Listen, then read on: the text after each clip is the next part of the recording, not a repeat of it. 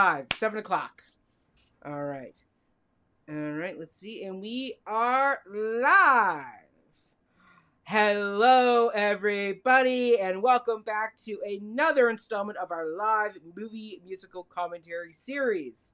I am your host, Mackenzie, your favorite ginger, and once again, I am joined by my friend from Portable 303, the Elfie to my Glinda, the wonderful Jessica Maxwell. Hello, J. Maxwell. Hello, hello. Hello. Long time no see. Last time we saw you was right before Canadian Thanksgiving, and we were talking all about Mamma Mamma Mia. Mia. We're doing Mamma Mia. It's been a long week. Now this time we are doing the true crime musical Chicago, because if you don't know, the musical is actually based off two real Mary murderesses that this female reporter reported on, and then she wrote a play about them that became Chicago. And then that play was turned into a musical by Bob Fosse and Gwen Verdon and Kander and Ebb. So there you go. But yes, there's a great bit of history there. If you are a true crime fan, look up Beulah Annan. I forget who the other murderess was, but basically one was accused of killing her husband and lover in a car. The other one was charged with killing just her lover. So very similar story elements. So that's a lot of fun there. But Jay Maxwell, why don't you tell us first of all how you are, and then tell us how you came to this movie.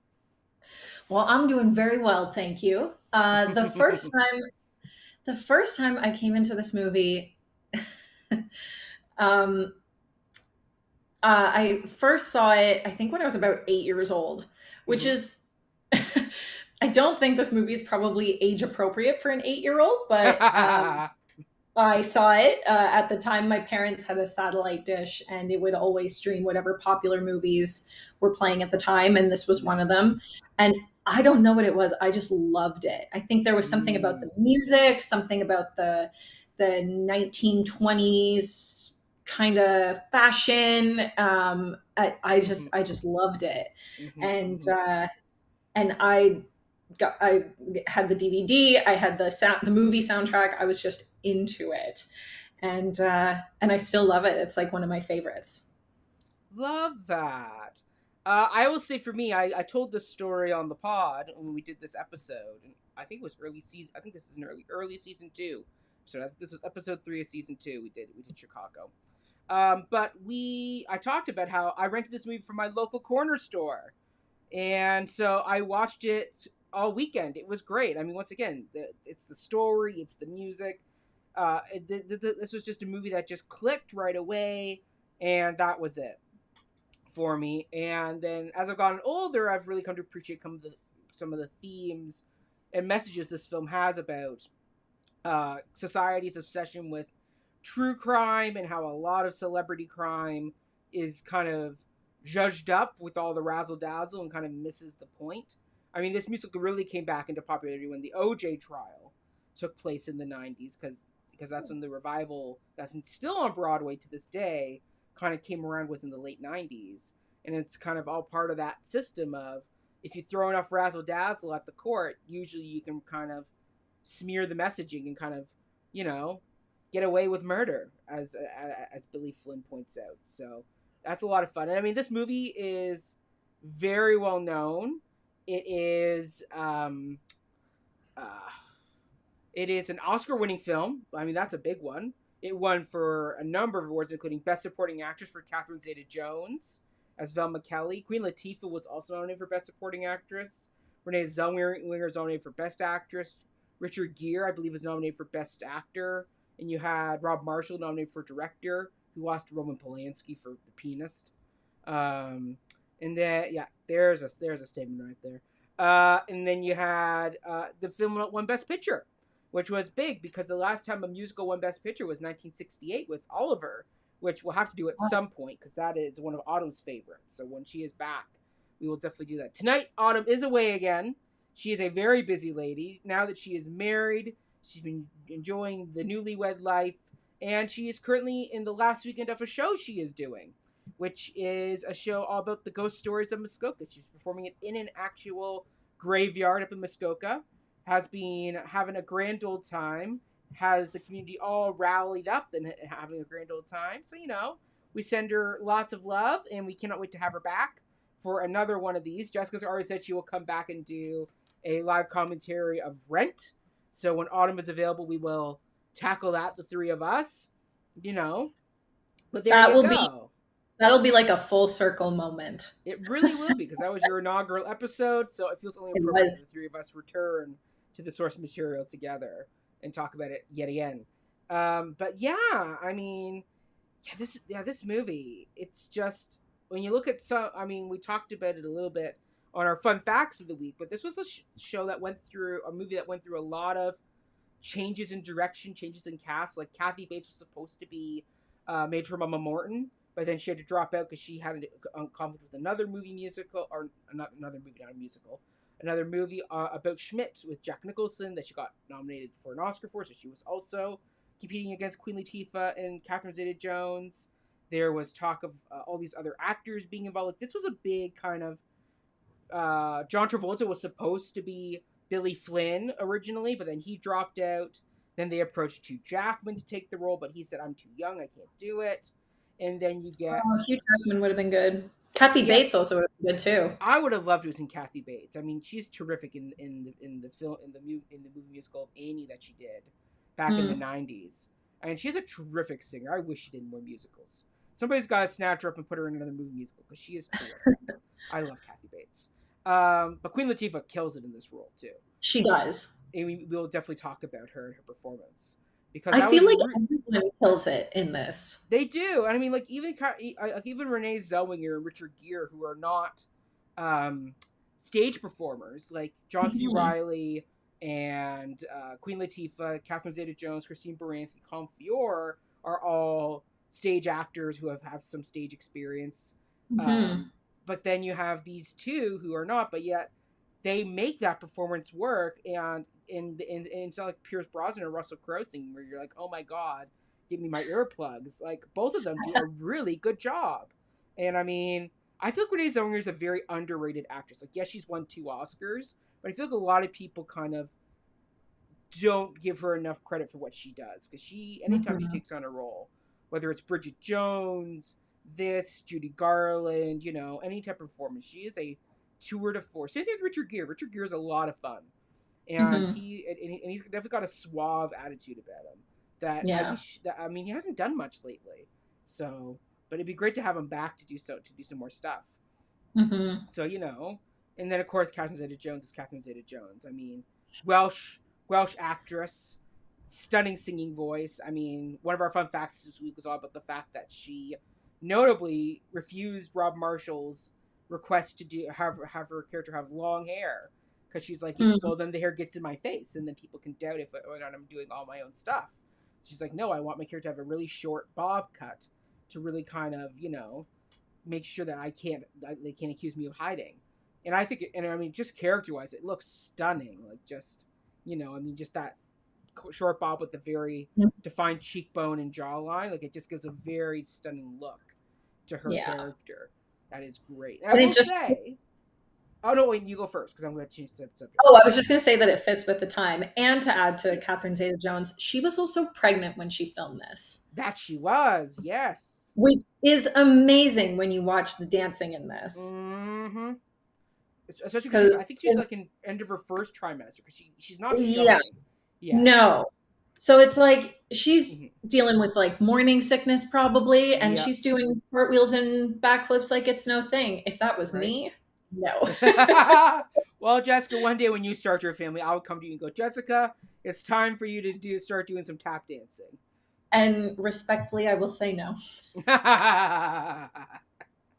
I mean, the one thing we'll say as 2 great Canadian kiddos up here is that this film was shot in Canada.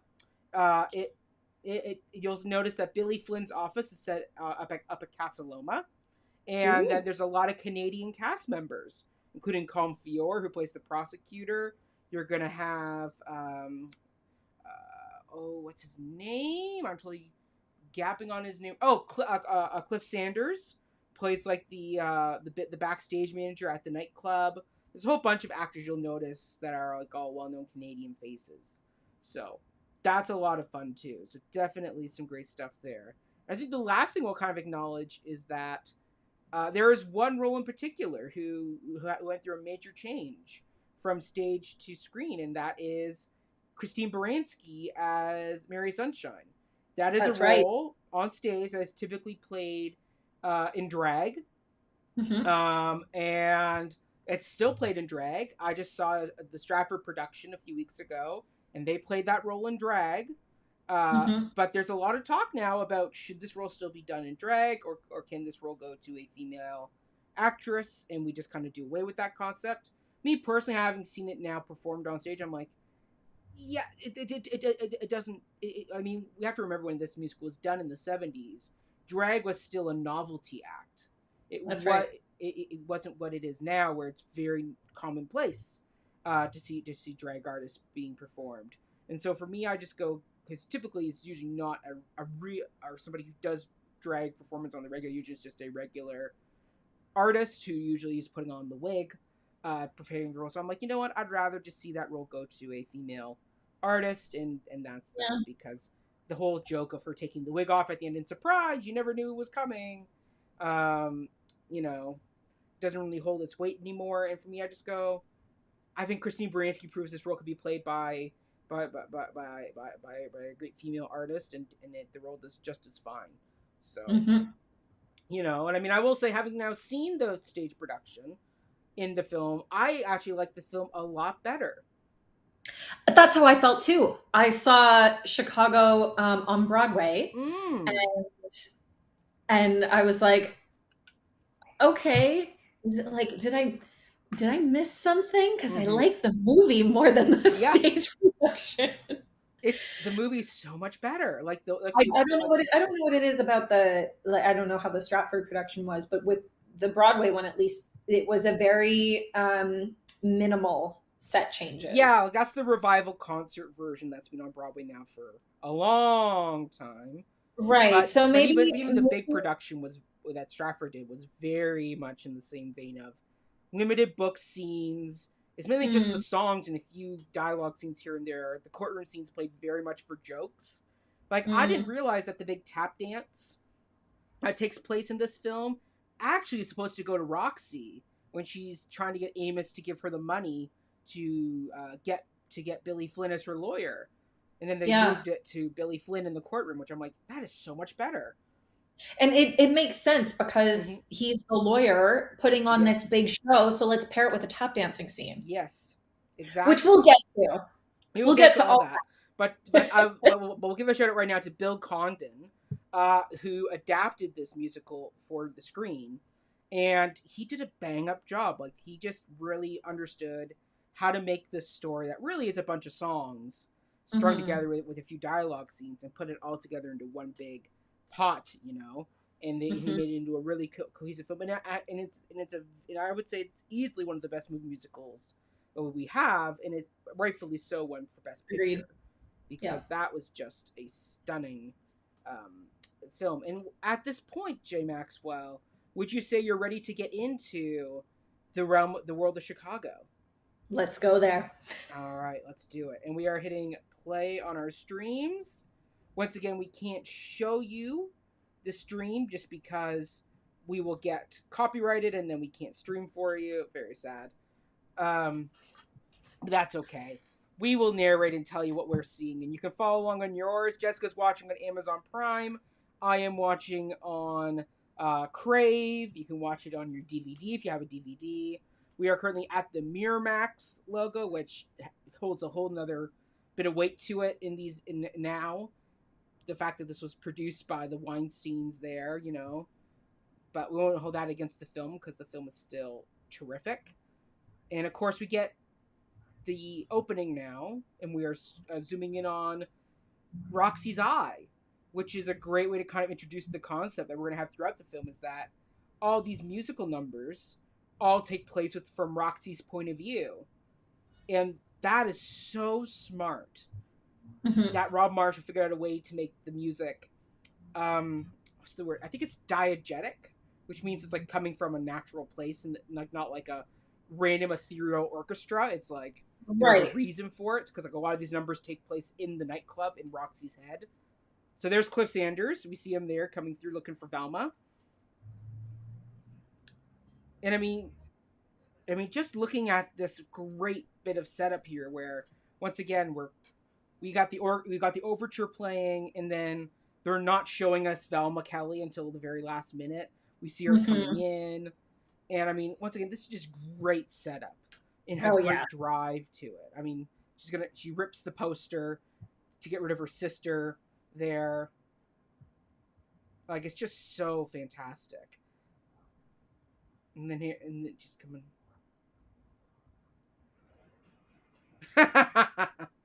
She's not herself tonight. Ah, there we go. So we get the line that will ultimately become her song. I can do it alone. Or I can't do it alone, as she says to Roxy. Mm. And then she's got the gun. The blood on her hands. Yes. Which is really great that the film really does play the fact that these women are guilty women. And Yep. that, like, they're going to game the system and get away with murder. Like, Mm-hmm. there's no ambiguity there of did she kill him? Did she not kill him? We don't know. But Right. it's like very obvious. Like, no, she killed her sister and her brother or her husband while they were doing number 17, the spread eagle. Tay Diggs. Yes, who at the time I believe was married to Adina Menzel. That's right. Yep. So here we go. One of the most iconic opening numbers. So good. Autumn had this as her number one on her song list back when we did the episode. I don't think I had it on mine, but I think it's this would so have been on my iconic, list too. This is such a great opening number. right? And just look at Catherine Zeta-Jones there with the mascara and just Oh that once yeah. again that bob look. She was so smart with that bob look because it makes her look sexy but sinister at the same time. Like she would make a And great femme fatale. oh yeah. And it Like just fits with the timeline of mm-hmm. like the parties and stuff like that. Everyone was Yes, having more shorter hairstyles. We see yes, it in Roxy's too in the promo picture behind you. yes, yes. That I was do like the, the fact that these two women are over my shoulders. I know, and you're right where Billy Billy Flynn Flynn. is. So Yes. this is this is Mackenzie's version.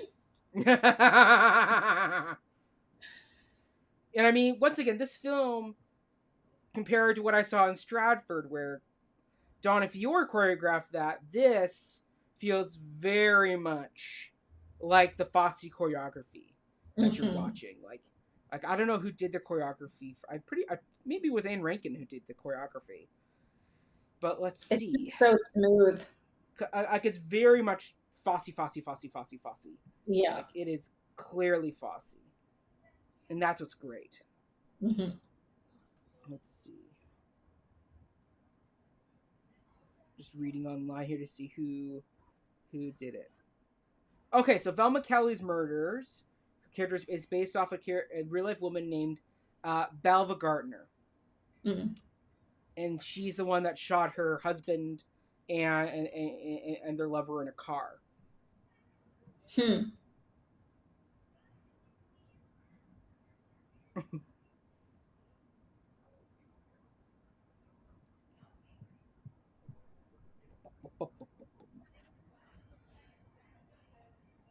I love the underscore, like just that bass and trumpet sound, and how they like the Mm. choreography hits those moments too. It's so good. It just for like that syncopation is great. And once again, Rob Marshall with his editor really did a good job of intercutting the song with the setup of Roxy and I forget the guy's name, Freddie. Fred.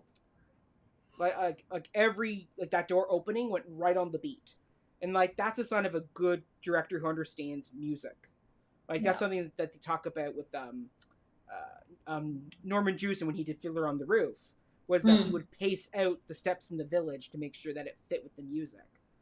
And that's something Rob Marshall, being a choreographer himself, so he probably choreographed this. Um, that was something that he was really good at. I mean, just the fact the hands, right?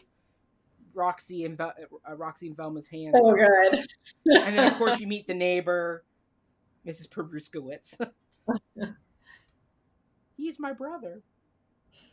Oh! Oh, you know who's playing Fred is Dominic Cooper, who we are going to see in a few weeks playing Prince Charles in The Crown.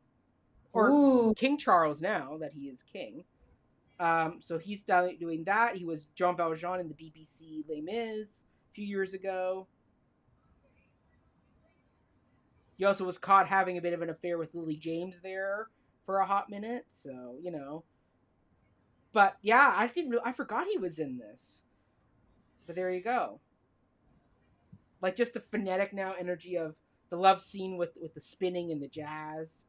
I know. And now that And you then the pointed out, like now that you pointed out the syncopation, the like as I was just watching it, the when Velma sings, "I'm gonna rouge my knees and roll my stockings down." yeah. Fred's rolling down her like Yes. rolling down Roxy's stockings at the Yeah. same time. That's and great. and then also just like the bump bump bump bump bump Yeah. bump is all happening while the intercourse is happening, and it escalates and explodes into that final burst right when Velma does. Like once again, that's what makes a really good movie musical is when a director understands the power of editing, can tell a lot of story. You don't always have to be looking right at Velma Kelly, like Tom Hooper, Mhm. take note. You know, did not have to be Velma Kelly, like, you know, close up on Velma Kelly. No, because then you lose it, right? mm-hmm, There's um we all have sometimes. I think we can all admit that we have a short attention span. So it's like, mm-hmm, okay, we're watching Velma Kelly perform. This is great and this is enjoyable, but like something else needs to yeah, happen at the same mm-hmm, time to kind of mm-hmm, progress the plot. Like mm-hmm, introduce a new character, like they did with this. yeah. Spit in a little bit of dialogue, whatever. Yep. And on top of that, I mean, one thing Patty LuPone points out is what's really important when you're doing a movie musical is the environment informs the song. That's right. So if Fontaine is in the barge, down and out on her luck, and she's singing "I Dreamed a Dream," seeing the entire world around you really helps inform that song. When Jean Valjean's in the church singing, it doesn't help us seeing Hugh Jackman's face. We should be seeing all the religious objects and paintings looking down at him like he feels the eyes of God hovering on Right. him. Like here and here showing how Roxy and Velma's stories are going to literally collide in this prison. And the Hmm. fact that Roxy's there the night that Velma gets arrested. Yeah. And we'll find out later that was kind of Fred and Roxy's first night, and now we're a few months later and things are souring. But it's the fact that they're these two people who you wouldn't think have a connection to each other are But actually they going do. to have a very strong presence in each other's lives from that night onward. And honestly, you could probably argue that it was going to be like that from the beginning um, when Roxy's watching Velma perform and Velma's saying and all that jazz, and then it cuts to Roxy. Roxy being on stage. Mm-hmm. Yes. It's all connected. See, this is what makes a good movie and a good movie musical. Yep, It's more than just the songs, people. It's strong that's right. performances. That's right. And this is an extended scene because in the stage show it's a much shorter scene Hmm. before Fred gets shot. And so the fact that they really kind of amped it up a bit, and they definitely make Fred a good guy, that's for sure. No. Yeah. But this is also important that the ventrilla, like the record player, is playing because when Beulah Annan shot her lover, she had the jazz records playing as well. Ooh. You bastard! There she goes. Got him. And Fred's down. Shouldn't have turned around. Nope.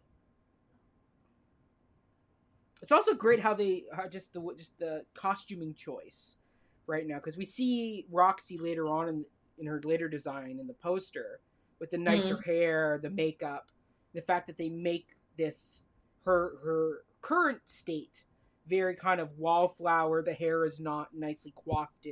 She is very kind of not innocent because we know she just killed someone, but very kind of the housewife. She hasn't quite fully stepped into her power yet that she's going to have later on in the film. Mm-hmm. And then we have John C. Riley. And Colin Who's Fior very shows up good in that. too. And Colin Fior's characters is an amalgamation of several characters in the stage show.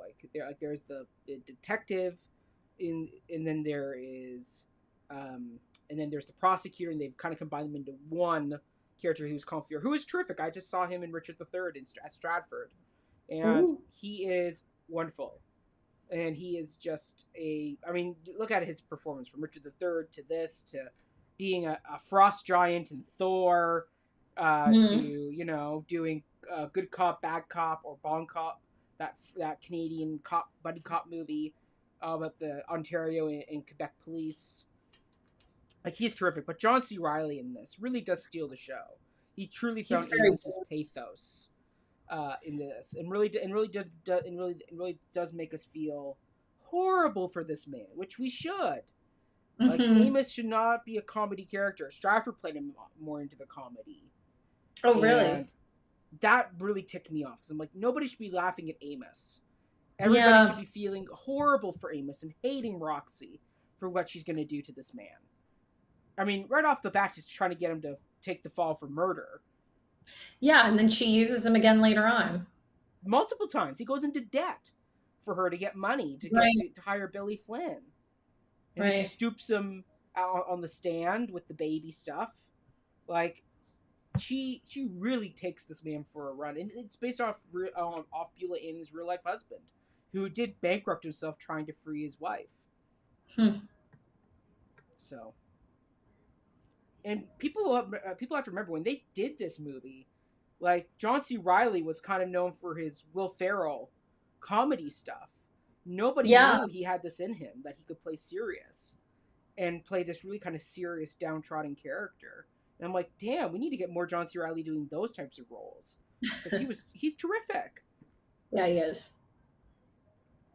And then of course I we know. have There's always something about a an actor who traditionally falls into a certain genre that when you mm, see them in a different genre, it's mm-hmm, almost like, oh, whoa. Like yeah, I remember seeing Steve Carell in Little Miss Sunshine. And that was yeah, a much more serious role for him after I was so mm-hmm, used to seeing him in The Office, you know?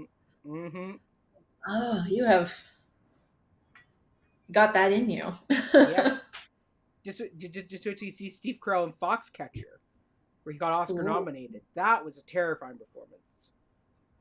But now we're up to Roxy's first song, which made my cut list back when we did this episode, and it still does. This song is always a splash of cold water after following up all that jazz. It's like, so slow and It plodding. yeah, It's like, okay. it's the weird filler in between what the next song is going to be, which is Yes. much more upbeat, and there's more action going on. This Yeah. is Yeah.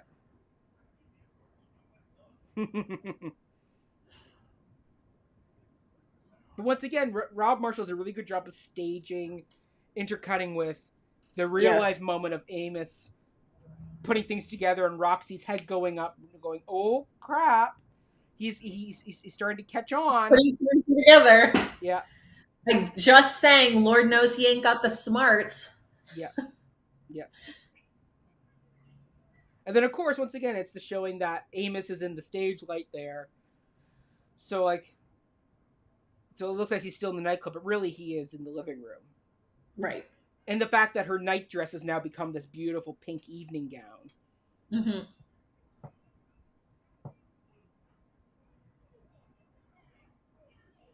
I mean, once again, Renee Zellweger does a really good job with this music.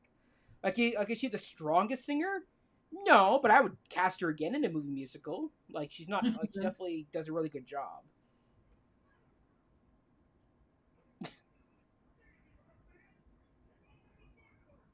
I love how it was just like, yeah, screw this, I'm out. Yeah. He was trying to burn. You're a disloyal husband. Meanwhile, I'm the one that's screwing around. Exactly.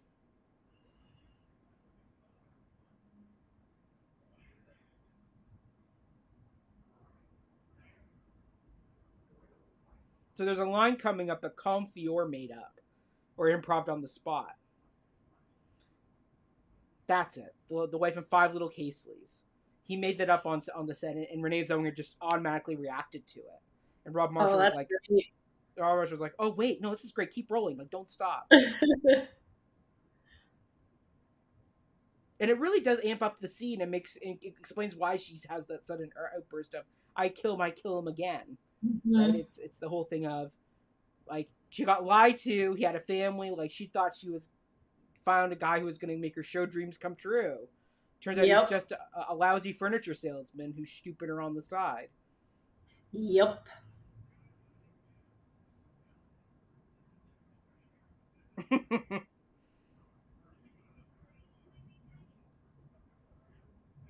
And Renee Zellweger does a really good job of charting Roxy's fluctuations of.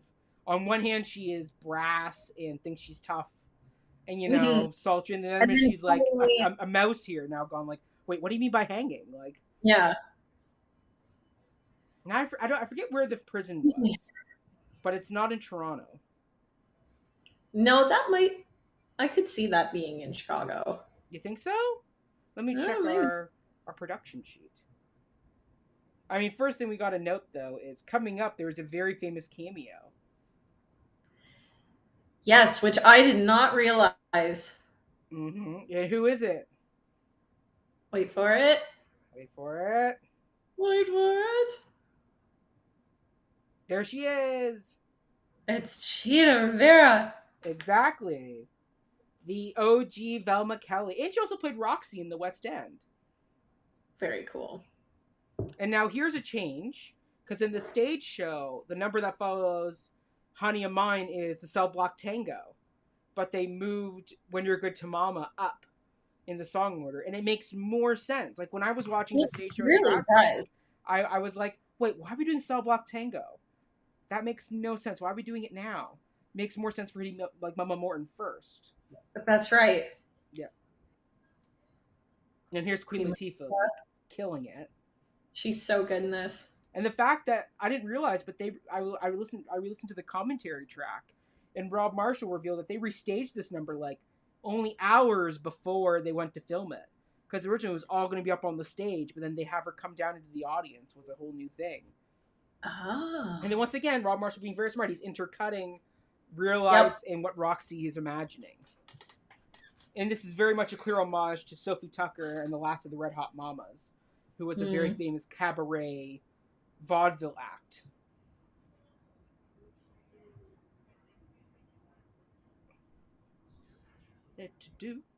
This is one of my favorite numbers. That's I a good love number. this. Because once again, it's just showing how even in this small world, somebody like there's always somebody who will take advantage of that minuscule bit of power they have within these walls and will turn it to make a quick buck. Mm-hmm.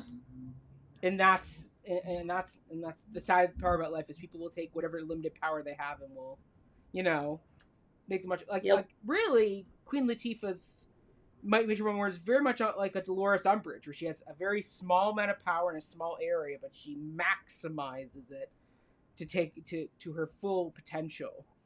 Like they both do the most with it. I mean, Queen Latifah's making, or Mama Morton's making all the calls for Velma. Mm-hmm. She's getting her in touch with the right lawyers. Mm-hmm. She's kind of taking the power and really is kind of doing a lot with it.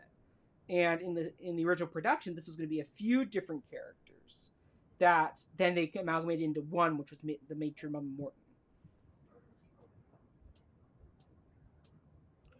Then of course you get a fan dance, which is another great like old cabaret act. Yep.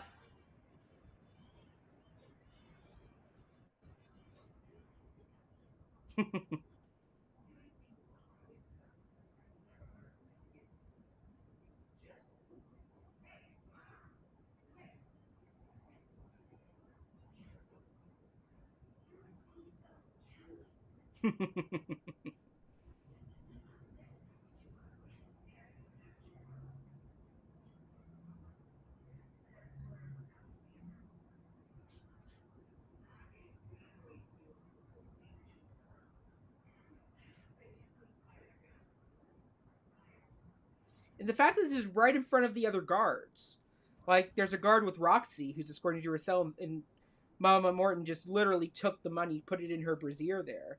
And then you cut back to the number where Mama Morton's pulling out the green handkerchief. Yep. Once again, that's just Rob Marshall being a very good director working with his editor, setting all that up really well. And then, of course, she's tucking stuff into other people's garters. Now, there are some who read Mama Morton as a lesbian, that she sleeps with some of the inmates. I've never gotten that vibe. I've seen her just as somebody who enjoys her power in the prison and loves making an extra bit of money on the side. I don't know. What do you read for that? I would agree that it's certainly a power situation, especially again given the time, 20s, 30s, whenever this was set. Women weren't in charge like this. So here's a little bit more of a power dynamic here, where it's like you are in charge, and it's like, okay, I'll milk it all for what it's worth. Exactly.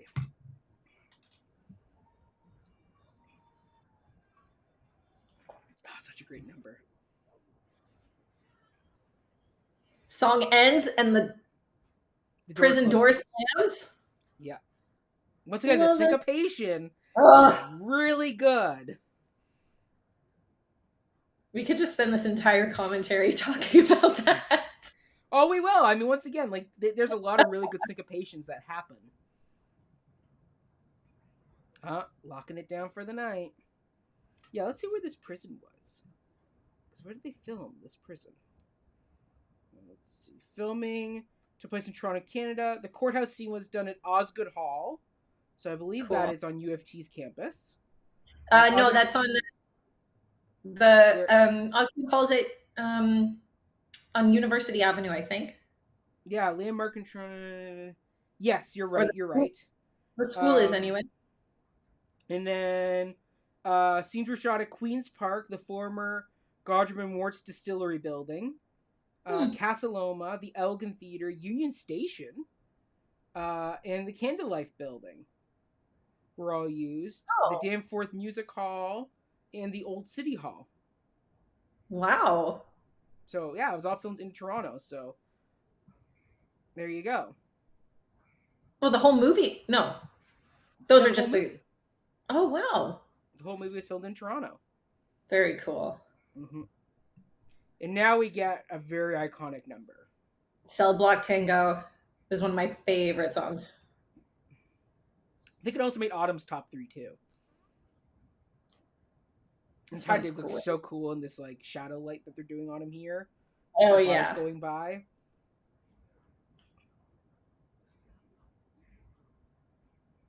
And I love how we're going to intercut this with like a montage of Roxy settling into prison life. Yeah, very smart. Once again, they knew how to make a musical number work in the real world as well. Where it's like these conversations that these murderesses are gonna have are also gonna be shown like them in the laundry doing stuff.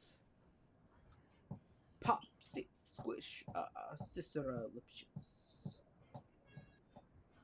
I used to watch this scene all the time. It's so good. So good. Just the lighting. Yes. So good. Like once again, because they chose to make these songs take place in Roxy's mind, it allows them to have some theatricality, which typically you wouldn't allow in like a movie musical. If you were playing it all for the real world environment, but because this is all done in imagination, you can actually make it a proper stage number in it. Oh yeah, I mean, we watched the guy like rise up from the stage, like you would see in a stage production. The choreography. Yes. Right. It did. I remember when Autumn and I did our intro to musicals episode, we were talking about the villain songs. I listed this as a villain song, and I was like, I never thought of it that way. But I'm like, this is a villain song. These are all murderesses. Like, they're not nice people. Yeah. Like, just because they have a catchy tune doesn't make them, like, nice. There's only one character in this who is innocent. And I'm sure you can guess which one it is. Yeah. I also love how we have a tango with like the red handkerchiefs. Once again, another Yeah. brilliant bit of design. And then, of course, we cut back into the like a poker scene where Roxy would be listening to them talk as they're playing Yeah. cards. It's like brilliant. And even the way it's this is like kind of sing spoken, I guess, or I Mm-hmm. guess more spoken, but Yeah. even in like just the way the dialogue goes, where it's like, Mm-hmm. so I said to him, I said, or like, Yeah. so then he came home from work and I fixed him a drink as usual. Mm-hmm. It's just, it comes across as more conversational. It's not Yeah. like this is how they're telling the story. They're telling it Yes. through the song and they're telling it in the Yeah. like the non musical part of it, like in the scenes. Yeah. So the Exactly. dialogue is also presented like Mm-hmm. It's as intercutting if it's itself. still, as if Yeah. it's still talking. Yeah. Yeah. So it's like, no, I'm standing in the kitchen and I'm carving up the Yeah. chicken for dinner. Like, Yeah. I also like how all these red handkerchiefs appear from like where the wound would be. Like the last one with yes. the arsenic, it looked like she pulled it out of his mouth. This one's Yep. coming from like his gut intestine Yep. area, and it's like a really long red strain because Oh, it's that like one's so good. the 10. All right, here we go. The one innocent. Um, The one innocent, and she has the white handkerchief. she has the red handkerchief, a white light, and I mean, if you look up the translation of what she's telling the story of, it's like I came home and found my lover like decapitated. It's Uh, like it's a very sad story she's telling, but like nobody ever knows what she's saying. Not guilty. It always shocked me that Velma Kelly's testimony or her story is never the last one. There's always the one that comes after her. I kind of like it though, because I feel like if you put it as last, it's almost like you kind of expect it. Expected. Yeah. Mm-hmm. This is another improv that's coming up here where Velma's gonna do a bit of a pose for the camera. That was a Zeta Jones improv. That right there, the little turn and smile to the camera, that was, and then the flash was added in post Huh. because it wasn't planned. Funny story for you.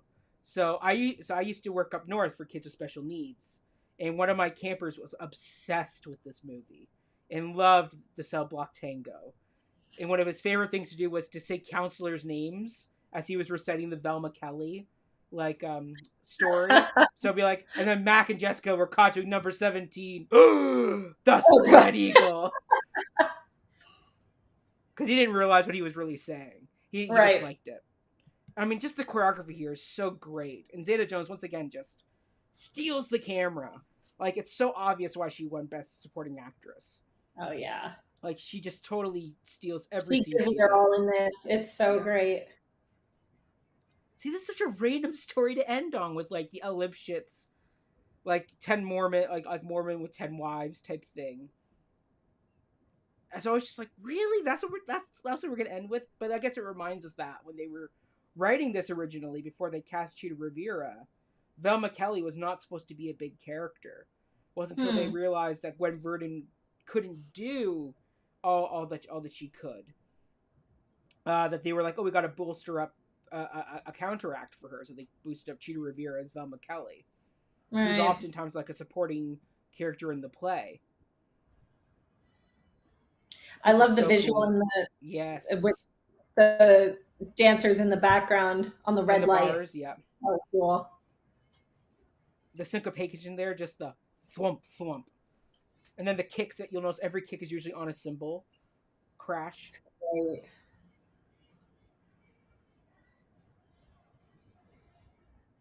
Like just the color and everything. Oh, Mm-hmm. Right? So good. photography. And then of course we cut back to the real world. Roxy's Yep. back in her cell again. But she's Yep. still hearing the voices in her head.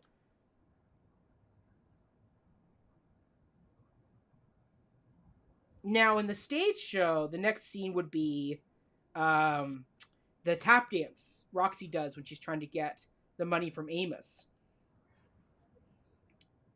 So I mean that's and so they got rid of it there, and I'm so glad they did because it's so much better this way. And of course, it's a great setup of the laundry. Mm-hmm. Then that Roxy's smart enough to kind of know that she can kind of get around by doing the laundry and listen in on people. Yep. Very smart. Listen in on people, talk to them. Yes. It's a good in. Yep. And once again, it keeps Roxy as the main perspective character. There's only, I Right. think, a very few scenes where we cut away from Roxy. And the fact that on the stage show, Roxy's not here for this conversation. She doesn't hear this conversation between uh, Morton and Velma Kelly. Mm-hmm. But it's so good for her to hear this because now she's hearing how the system works. Yep. And this conversation is going to come back later on when Roxy's now on top and Mom Morton's once again working her magic, you know, to try and get something out of Roxy.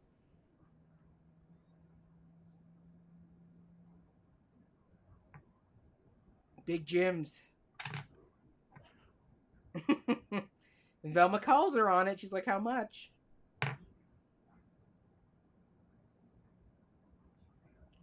Try to imagine how much that would be today, saying $50, because back then $50 was a lot. Yep.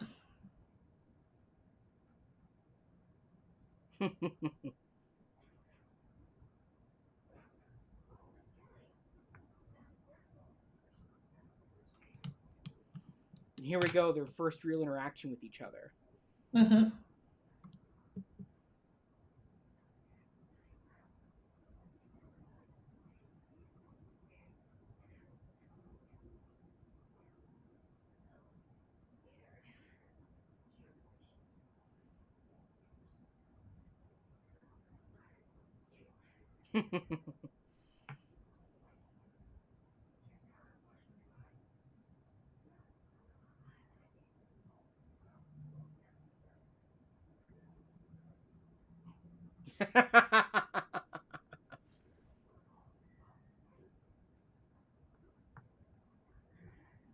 For nothing.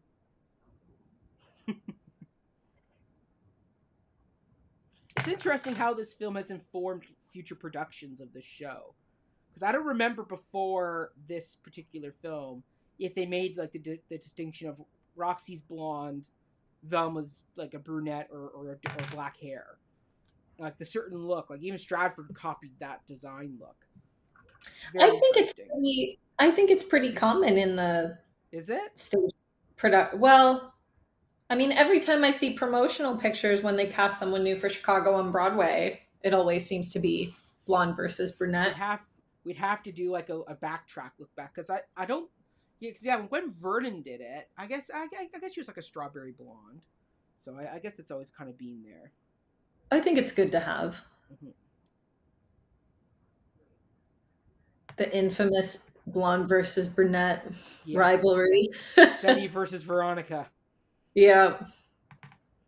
Now this is really cool. So we're about to fade into Billy Flynn's number, and there is not a camera trick in this. It's literally a scrim that they didn't light and then they lit it up. So right here, it's going to fade in. That's literally just a scrim wall that they're Mm. pushing in on.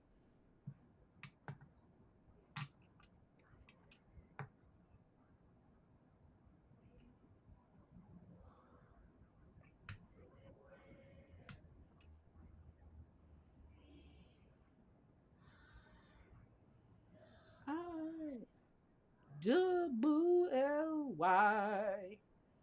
Where are his?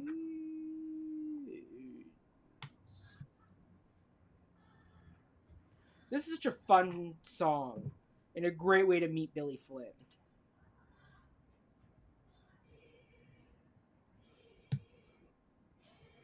Apparently, Again it with was Richard Gere's the idea. showgirl and Yeah. the whole stage setup. Mm-hmm. This is Apparently, it great was. too. Yeah. I love the black and white. You think Mm-hmm. it's the rich guy, but it's just a shoe Yeah. shiner. Yes. Apparently, that was Richard Gere's idea. Originally, Billy Flynn was supposed to be the guy getting his shoes shined, but then Richard Gere's like, Oh no, it should no, be. but this is so great because he's like trying to convey this like, All I care about is Yeah, love. I false don't care about. narrative. Yeah, that he's all about the people when he's like, I'm just here to help the people. yeah. Which See, and then is, once again, which they is, as remember we the later paper cut it learn, with him is in the like suit. Yeah. nonsense. Hmm.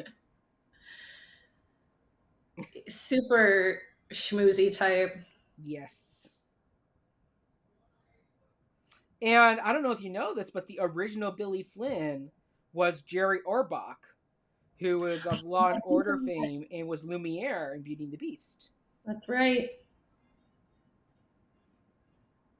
I also love how the choreography is going to show the girls as the hood ornament on the car. I never realized that. Yeah, Oh my gosh, yeah. It's the whole car. yeah. And then the leg is the brake. It's so great.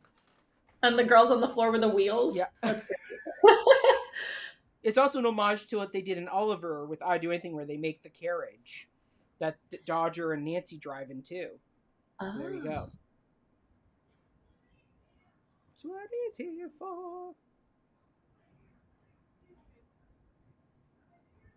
There's Christine Baranski making her grand appearance into the movie. Merry Her first Sunshine. of 3 movie musicals that she's done so far. She's got to do What another was one. this one? Mamma Mia, and what else? Into the Woods with Rob Marshall. She plays the Oh, stepmother. yeah. Yeah. I haven't watched Into the Woods in a long time. We will do a live stream commentary of that next at some point. I'll have to revisit that one.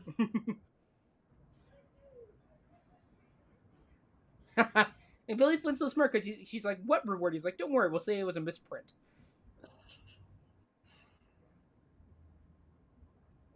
The cute one.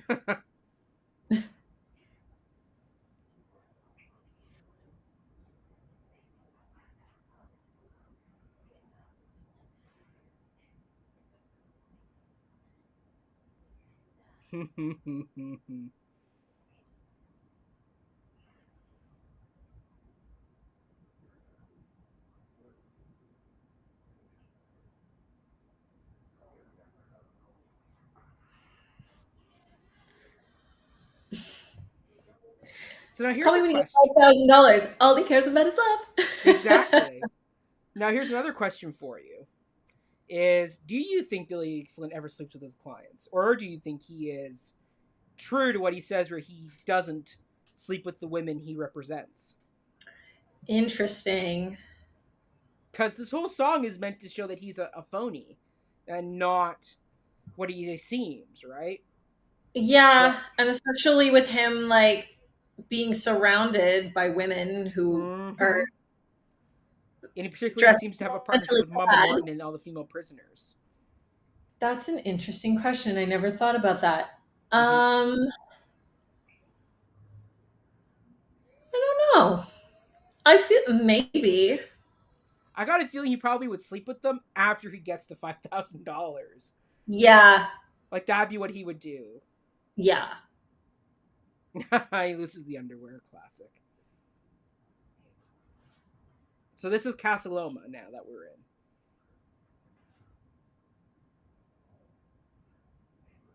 No, and we got the setup of Andy, right? The fact that he's not going to get his name right Yep. until he gets him on the stand. Yep.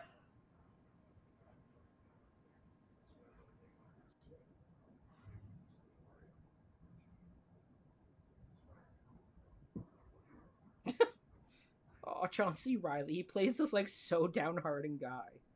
Yeah. Like just hearing what he does to get this money, like borrowing from his guys at the garage, like maxing out his loans at the bank, promising to pay him off his like paycheck. Like Hmm. this poor guy.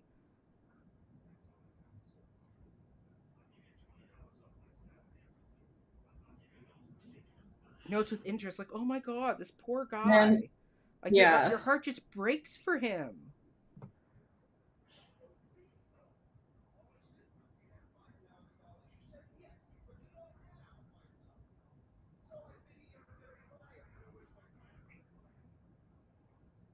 But once again, you have um, Billy Flynn being very manipulative here, Yeah. where he has a big outburst, but then he's like, "But I'm a good guy, so I'll take your money Yeah. anyway." You're very devoted to your wife, so I'll take her case. Yes. He plays square. I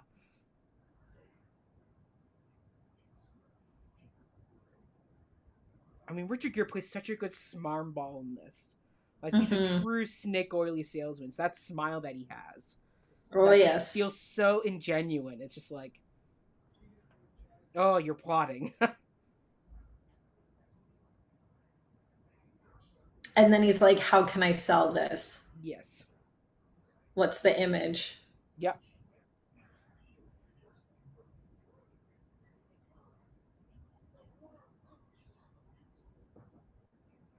Because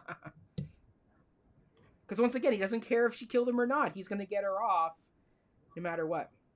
Yep. And he's giving a very clear case that we see done in trial all the time, right?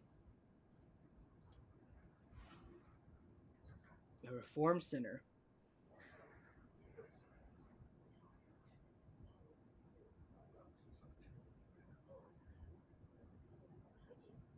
Jessica, did you ever take courtesy hygiene in high school? Pretty sure high school didn't offer those classes. No. Maybe they should bring it back though. Seeing these younger generations nowadays.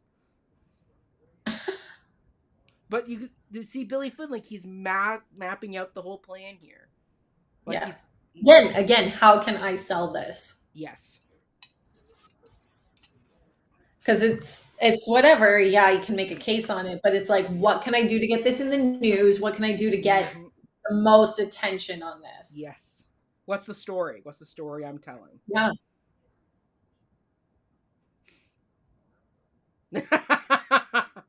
And I mean, once again, they get comedy in here really good. Like it's not Mhm. like hard comedy, but it's like the little one-liners that you go, ah, got it. Mhm. And this is what movies can do better than stage shows. Like on stage, you can't really do this. Like in the stage show, it's there's a scene with Amos in Flynn where they set up the money, and he says we're gonna do an Right. auction, and then the next scene is a Velma number, which is when Velma Mhm. takes the stand and when she's talking about what she's gonna do on the stand, which we get a monologue of later on. But the fact that we actually get to see Roxy's transformation here Yeah. into Yeah. uh, This is something you can't really do on no, stage.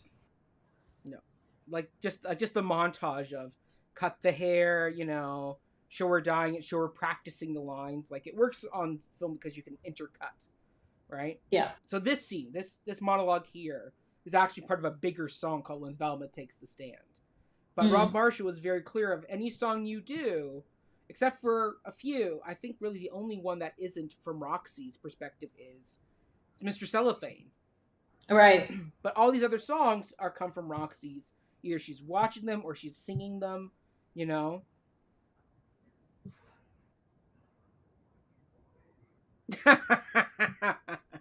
Just the side eye Catherine Zeta-Jones gives in this movie So is like great. I hope you filler. weren't too bored. Here we go.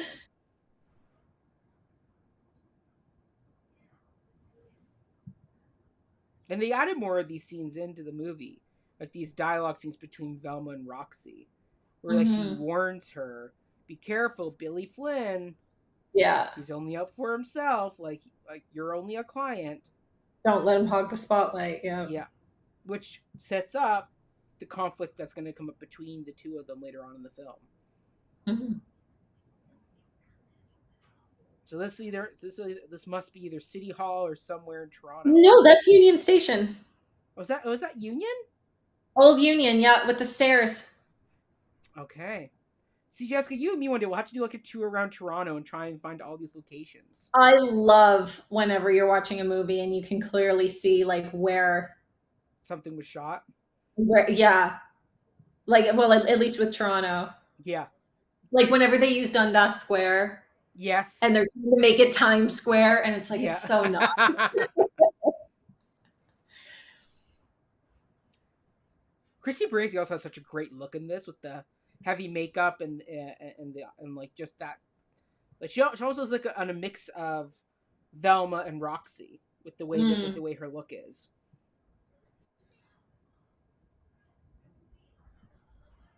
This is I my love. favorite I was number in here. love, crushed on the wheel.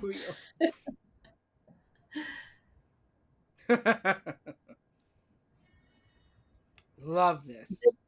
This is a great scene. Yes, it is. And I mean, I love any song that kind of shows the power of the media and the way they manipulate it. Yeah. Like the musical Parade has a very similar number like this, and this is another one that's like it too. It just shows how once one like manipulates the media, you control the narrative, right? Yeah. And we see it now today with our with our news organizations, whether it's left or right. They are an echo chamber that are pushing a particular narrative versus just the facts. With the 24-hour news cycle, it's a lot of punditry now versus like Mm. just Walter Cronkite reciting the basic facts of the day. Mm. And then we get people like Mary Sunshine who are very clearly spinning the story. Mm-hmm. I also love the reporters as the marionettes. It's such Oh, a great it's look. and the mannerism of it is just so spot on. It's great. Yes. Like that's really good choreography. Right? And just the makeup enhancement they did on Roxy, like she still has the same Yeah. makeup she has in the news commercials, but it's just slightly heightened to make her look like a marionette, Yeah. It or gives what's a that? more What's that? porcelain look. Yes,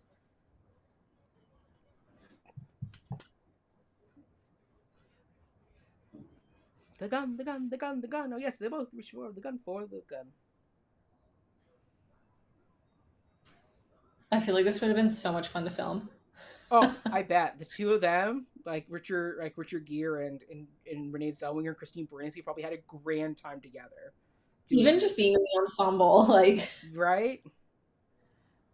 And it's not easy to do what Renee Zellweger's doing, like this kind of like limp body yeah. routine. Like it's hard to kind of let yourself go like that. It's like when like you're just pretending to be dead. Yes. You gotta have like a limp body. Hmm. And then once again, as the actress playing Roxy, you got to be so in sync with the actor playing Billy that you're able Hmm. to, perfectly match the mouth. Yeah, because you can't see what he's doing. So Exactly. you have like You both have to be counting and know the song. yeah. And Christine Baranski's a great singer. Like He's she's a a true very Broadway actress. yeah.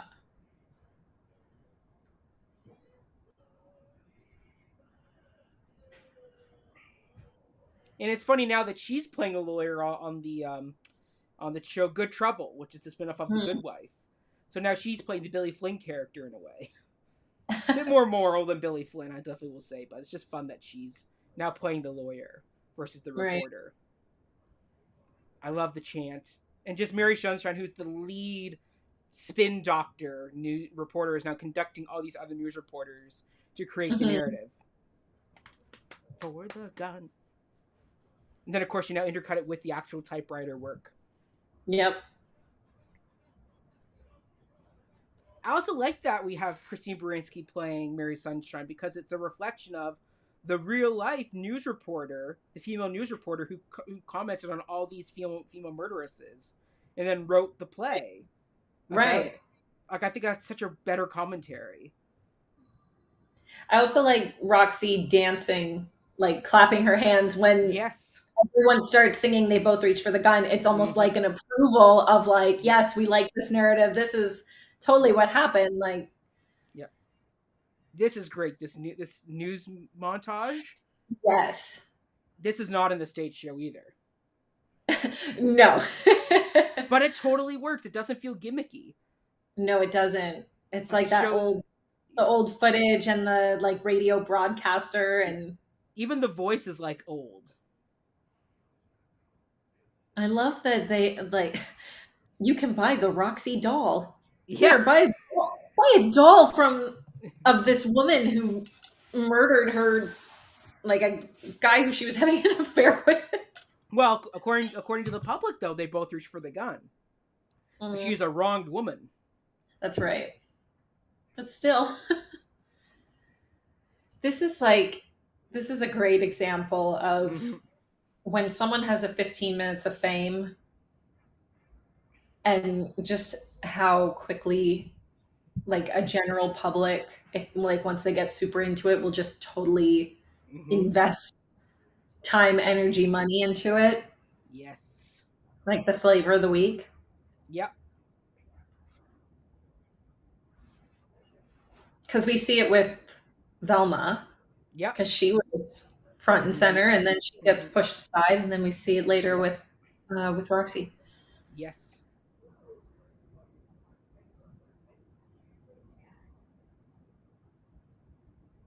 And even how like now Roxy's copying Velma's look a bit with like the kimonos, the Yep, silk robes.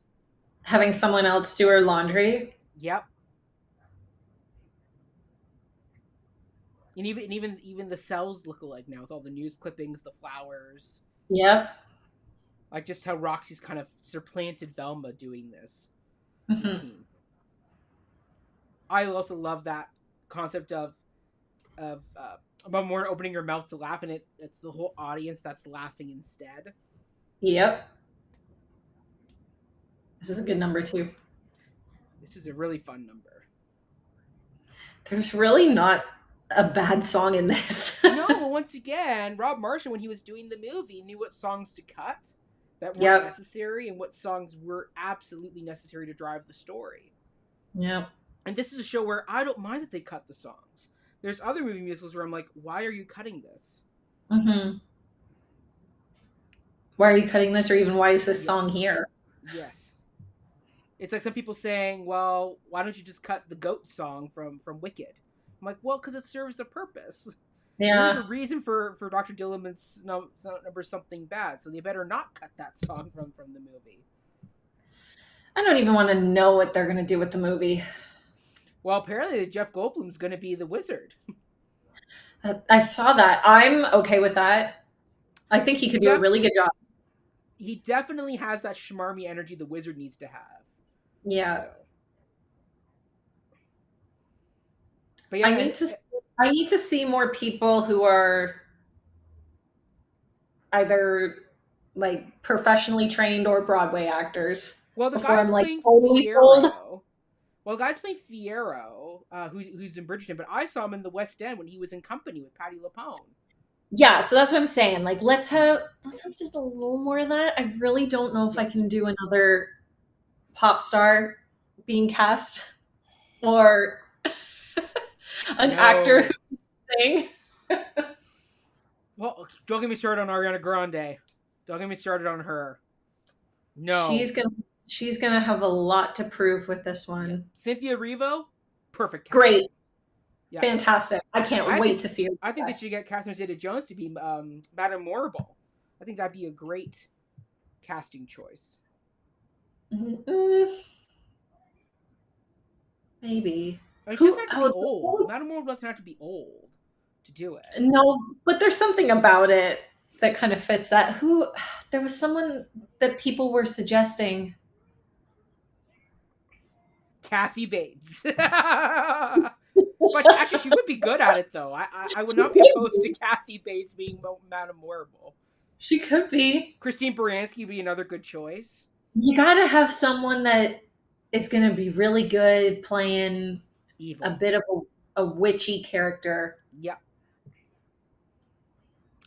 There was talk of Hannah Waddingham doing it, who everybody now knows as Ted Lasso, but she was in Game of Thrones as Septa Unella. She did the witch in Into the Woods Oh, in the West End. oh, that could be interesting too. Yeah. There's a few good choices they batter on for Madame Morrible. I mean, before Angela Lansbury died, I was like, could we get Angela Lansbury to play the part? I mean, That's yes, that's who I was thinking of. yeah, because like she can, like Angela Lansbury, may she rest in peace, can play a very scary villain when she wants to, Yeah. or you know who else would be good? Imelda Staunton, who played Umbridge in Harry Potter, Oh, and yeah. now she's playing the Yes. Queen in The Crown. But she's done Yes. Mama Rose. She's played Mrs. Lovett. Like she's done a whole Oh, that'd bunch of Sondheim be and really West good. End stuff. Yeah. But this isn't Wicked talk. We should get back to the No, movie. I was just gonna say. But once again, like Renee We're Zellweger, talking through a really great song right now. yeah, Roxy Hart has spent this whole movie yeah, seeing herself hmm in songs, and now here she is really on the main stage. yes, She's got the chorus, she's yeah, got the flashy outfit. yeah. And this is a kind of a really late version of an I Want song. Like typically the I Yep. Want song is like second or third song, and we're like 4 or 5 songs into this musical. And we're Yeah. finally getting like our lead character's I Want song. Yeah. But also because she's a murderer, it also is a bit of a villain song too, where she's kind of detailing out her plan of what she wants and how she's gonna get it. And how she's Yeah. manipulating the system to get it. Yeah. I also love the show guys in this.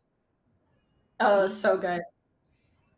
And they had that on Stratford, like they had the big Roxy sign. The big Roxy sign, that's so great. You have to have it, Yeah. and it, and I mean Renelle Zwinger is belting it here. Yeah.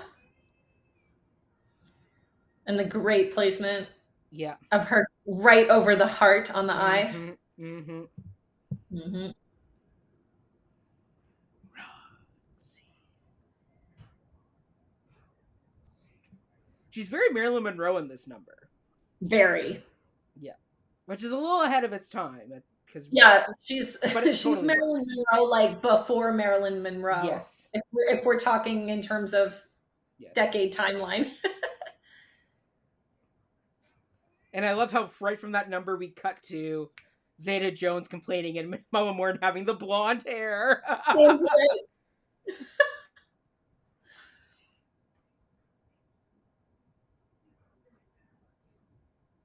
And I love how cold Mama Morton is in this, which is like, I Yeah. got nothing for you. Papers. Like I can't help you here, honey. Like it sucks Yeah. to be you. Yeah.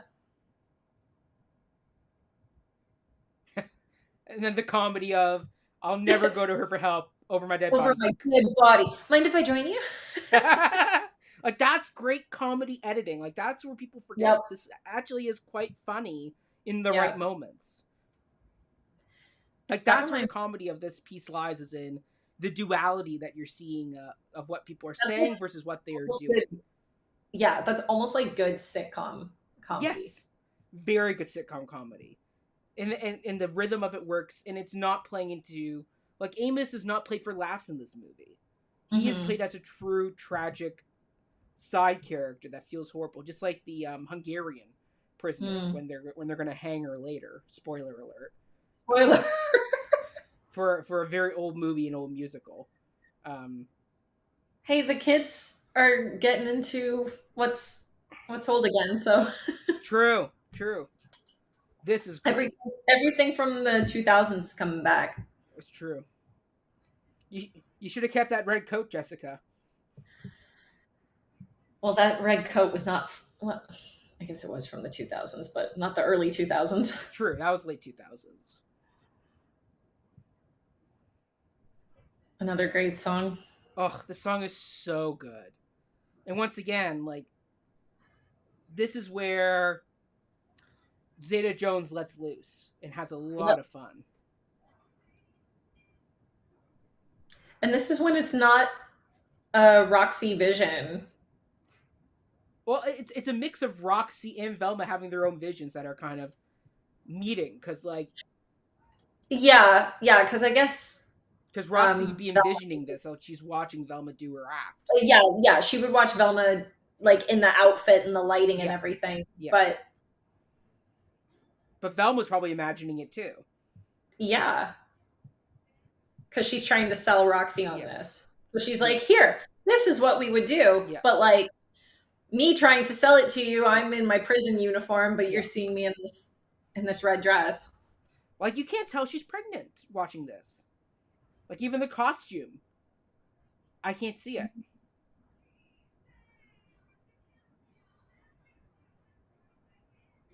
Like doing all of this Like this is a lot. is So much. And like Mm, cell block tango and stuff like that. mm-hmm. Those high kicks. No. Yeah. Like a lot of people forget that That Zeta was that Jones was her Oscar started. win right there.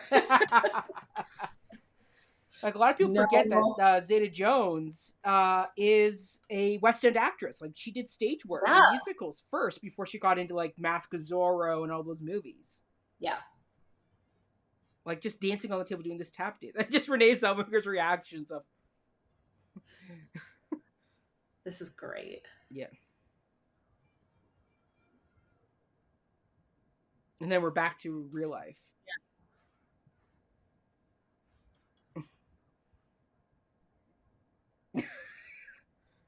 I love how bitchy Roxy is to her here. Like it's great.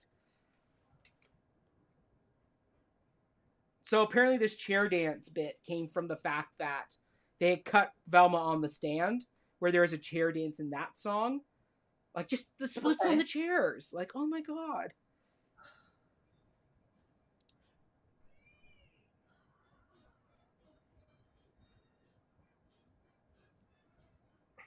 Boom, boom, boom. Cartwheel Yep. on the chair.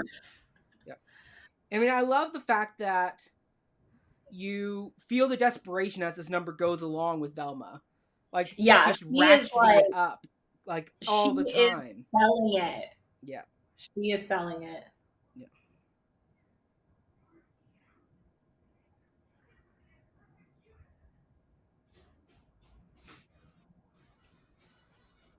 Like the choreography gets more and more outlandish as this number goes. Yeah, like the Because hands she's are yeah. like she's so much more like aggressive, I guess, in her movements, just to be Yeah. like, this is what I am selling to you. I cannot do this by myself. And then slides down the table.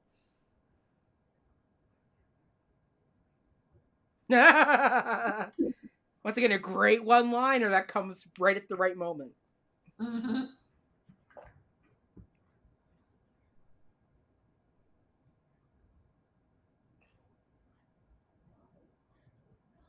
But it's great that the tables are turning. Where at the beginning we all felt that Velma was being a bit of a bitchy character. Yeah. And now we feel sympathy for her Yeah. as she gets turned down by Roxy. And the Mm-hmm. turning of the tables on these characters is really great. Mm-hmm.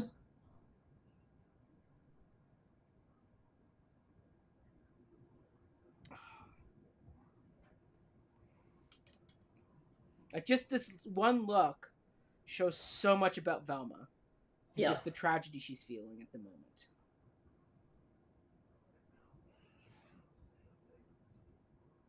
And of course, what's great is now we're going to get this great setup of Roxy just said, I'm the big star. I'm the one they want. And now we're going to get the story of the latest murderess that's going to come in and steal the spotlight from her. Yep. And the fact that Ty Diggs is doing this narration almost like an evening radio program. Mm-hmm. See, this is where I think Billy Flynn does sleep with some of the women he gets off because they show up and it's like he's always with these women. Uh, maybe, but or this could just be like, His entourage. yeah, And then we have Lucy Liu in a really random but really great cameo. great cameo. It's like, why is she in this? Well, it's like, okay, I buy it. She's great. Why not? That's great. Yeah.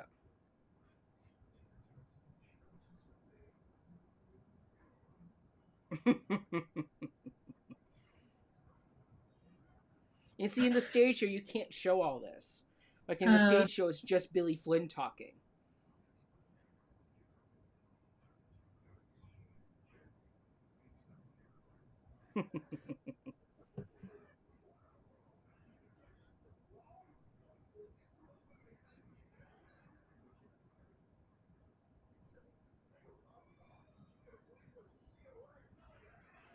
Which is the whole moral of the whole musical in itself. Do you believe what I say, or do you believe what you see, or what I tell you? Right? mhm. And that's Billy Flynn in a nutshell, right? Don't believe what you see. Are Believe are what you I'm gonna going to believe tell you. what I tell you? Yeah. Yeah. And here's the Hakeem and next Star. one. Here's the next one coming to get her 15 minutes of fame. Yep. Director catches to the council.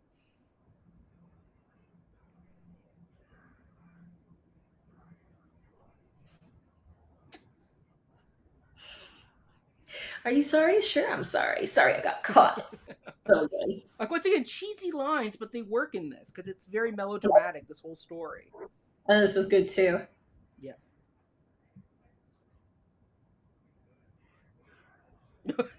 It's the reporter. Yeah.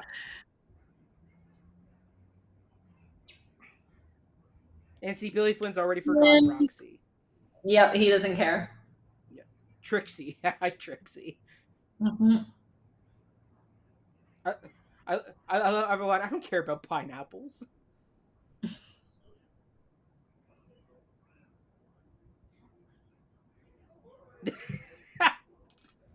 But once again, this is where Roxy's different from Velma.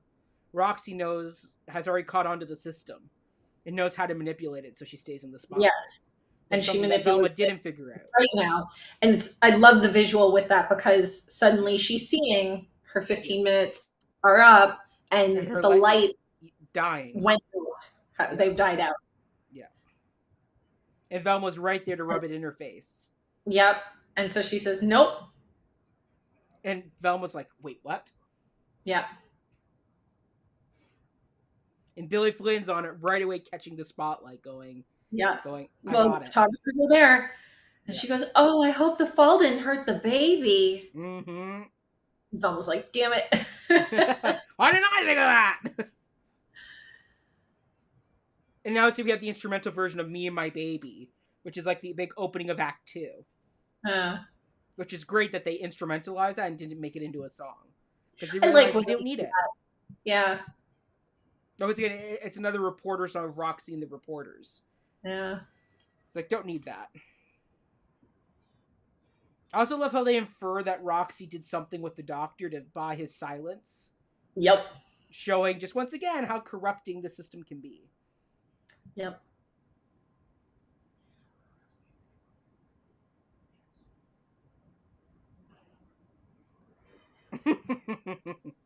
Also, how it's button your fly, not zip your fly, because zippers weren't a thing yet, really. That most men's pants were done up with buttons. Another great little historical catch there.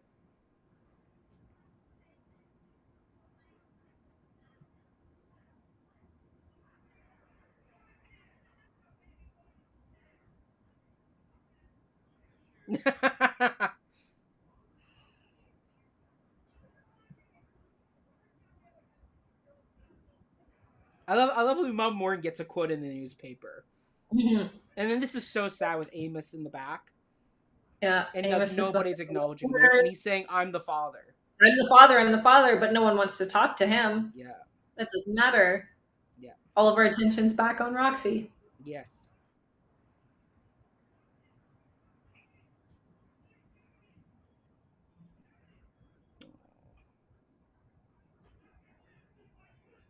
And apparently John C. Reilly actually used to do clown work. So he came up with the makeup for the Mr. Cellophane number. John C. Reilly used to do clown work? Yeah. I totally see that. Or studied clown, so he came up with the makeup for the character in the song. Very cool. Also how we had the voiceover of Mr. Cellophane watching the lone figure being ignored, walking away. Yeah. I did this song back in the day. This was one of my songbook songs. Apparently it was supposed to teach me how to be relaxed and slow. And not so energetic. It did not. It did not, no. But I did do it at Kiwanis and won first place, so I tapped into it at the moment. Very good. This inconsequential me. Automatch had a really good idea of how to stage this number differently. How's that? Which is have this number take place during the trial and have it almost Amos watching somebody else like be him like on the stand, and he's watching himself do it and just realizing that nobody's paying attention to his testimony. And kind of ignored. Because this is just What? such a great commentary on the nice guy finishing last. Yeah. That like I kind nobody of pays attention to him. Yeah, and I kind of like how this is done in the film because there's, Mm-hmm. unlike every single song we have seen so far, there is no ensemble, there are no Nope. flashy lights, Mm-mm. there's no dramatic costume or Yep. anything. It's pretty plain, Yep. and we see the audience start to leave. Yes. They're not interested. It's not selling them on anything. Yep. And it's funny because when I think of my favorite songs from this musical, I always forget about this song. And I almost feel like it's all on purpose to Oh, absolutely it is. go with the theme of what this song's all about. Yeah. And this is so sad the way that he gets manipulated by Flynn here. Mm, Because once again, we already know Flynn is all about telling the story. yeah. And he's already plotting the way to kind of get Amos to go along with the plot, right? Divorce her. No, don't divorce her.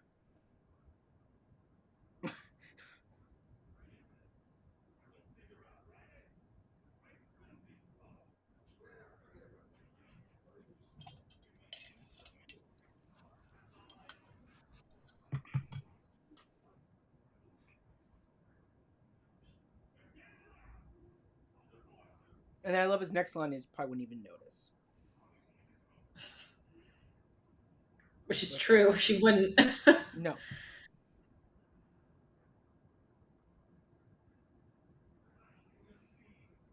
And then we cut right back to the song. Yeah. Roxy also wouldn't be envisioning this either. No, like listen, this is the only number that Roxy isn't envisioning.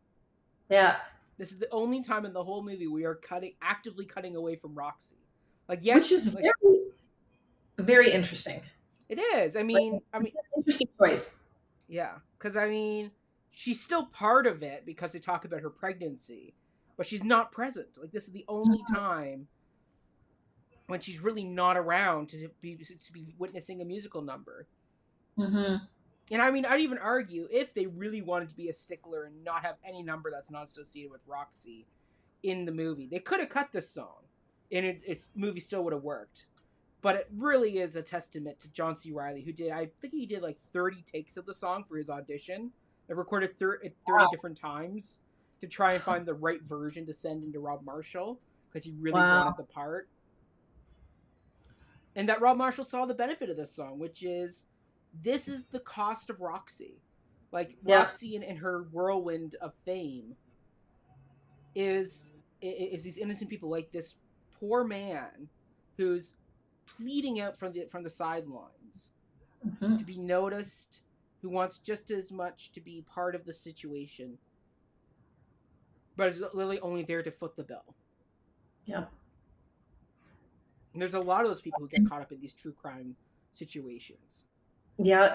Yeah. I was just gonna say you're right. There are a lot of people that are just trying to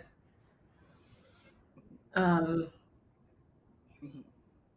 just trying to like Yeah. fit into some part of it, like whether it's Well, like from money yeah. or Well, I mean, a great whatnot. example is when they did the OJ case, and you had the sister of oh, what's her name? I'm so bad at forgetting her name. Who was murdered? OJ Simpson murdered his wife, Nicole Brown Simpson. So her sister Mm, took the stand to talk about the abuse she'd witnessed, mm, but like nobody really cared because it was all mhm. about OJ, not about the Right, murder victims. right.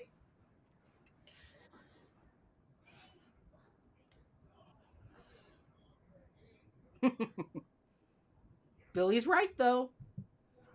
They would like Roxy a lot more if she hung because it would sell more papers, be a better story. That's right.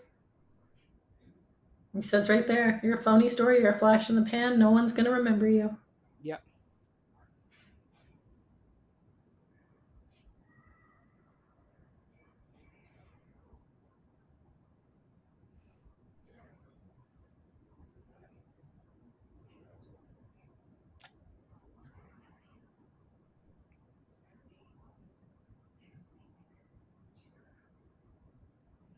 And this is such a great moment to really kind of recenter Roxy and to show Mm-hmm. that there are real stakes in this trial. That if Yep. Roxy loses, she will be hung. Just because it has Mm-hmm. been done before doesn't mean it's not going to happen. Yep. And now we're at the hanging of our Mm-hmm. Hungarian inmate. Yep. And this is a great in like film talk. Like this is a great end to Act Two, which is Billy and Yes, that's right. Roxy are off. They're marked with each other, and the stakes just get ratcheted up because the court just hung a woman for the first time. That's right. So then we go into And the third act, invested in the trial. I yes, and I love this. Mm-hmm. What her great disappearing act. Yes. And in fact, it's So in a good. white costume. Once Yep. again, showing her innocence. She is innocent. Yep. The heels going up the stairs Yeah. and then the heels going up the The scaffold. yep. Both of them have nooses. Mm-hmm. And just the juxtaposition of on stage she's totally fine. In real life, Yep. she is like crying, and the fact that we're gonna cut back and see that Roxy's watching from the window. So we're Yep. still getting the Roxy point of view of how she's witnessing this Yep. situation.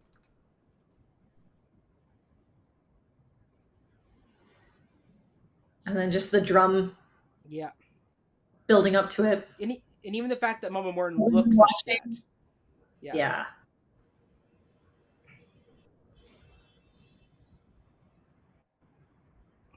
In fact, you have the cheering audiences, and we're gonna come back to the hanging feet. It's once again showing how all this is just a spectacle. Yes, and very interesting too because all the media is there too. Yes. So they almost represent Yeah. the audience that's applauding. Mm-hmm. It's all connected. It is. Once again, it's very well constructed. This film. Yeah. Getting ready for the court scene. Yep.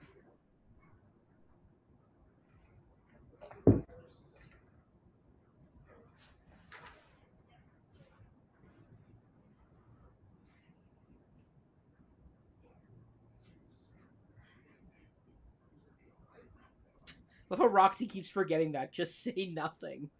Yeah. That should be like the easiest thing to do. Yeah. Oh, I know the actor who just came in to let them know, the bailiff. I worked with him. We did a show together.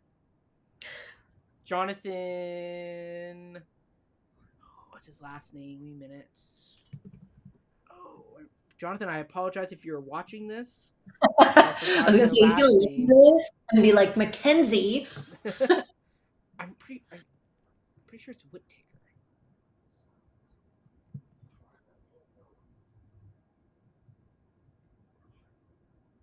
Yeah, Whittaker. Jonathan Whittaker. And now here comes the number that's like a bit of a sledgehammer where it's like, do you get the story? But once again, Richard Gere sells this number. Yeah. With that bedazzled suit of his there, that the Mm-hmm. pinstripes become like the sparkles. Mm-hmm. All the showgirls. Yeah. Hocus pocus, speed and feather.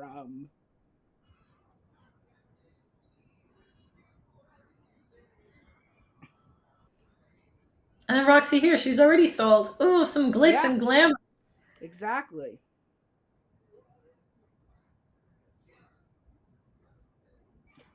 Once again, gotta get that religious symbolism in there, like the pious person praying and knitting. And of course, now the lights all become the media lights. It's great. Mm-hmm. And just the fact that the whole dance scene is in the courtroom. And it's That's all a great. circus. Like it's all covered in Yeah. the circus tent fabric too. And even like Blind Justice there is a Oh yes, showgirl. so good. Applause. Oh, the applause sign.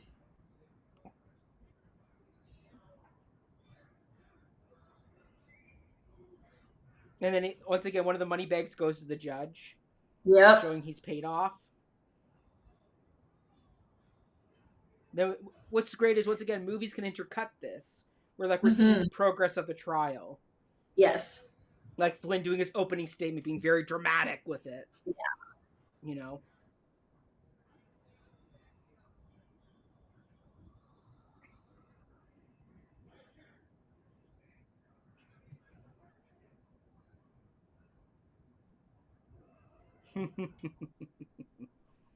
And like right away, even this montage, we understand what he's doing is like Mrs. Peruskowitz, like live what do you know understand this means? She's like no, so it's like he's twisting what he's doing.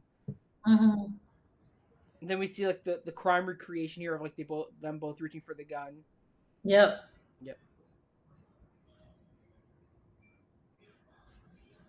And then like there's the dancing evidence now. It's like oh, That's it's cool just too. so great. Then we get Lion Tamer here.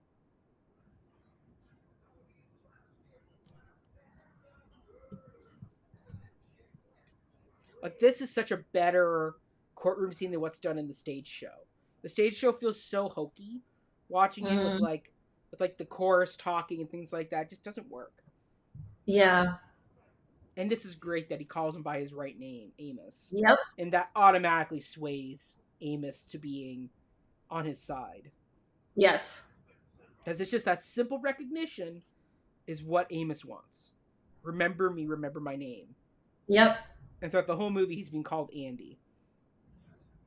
And it's just that Mm-hmm. he just wants that little bit of attention, and now it's here. Yes. Love how Roxy's trying to Just knit. admitting.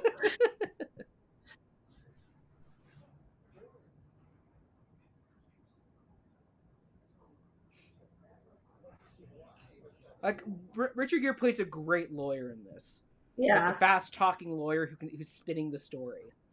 Yep.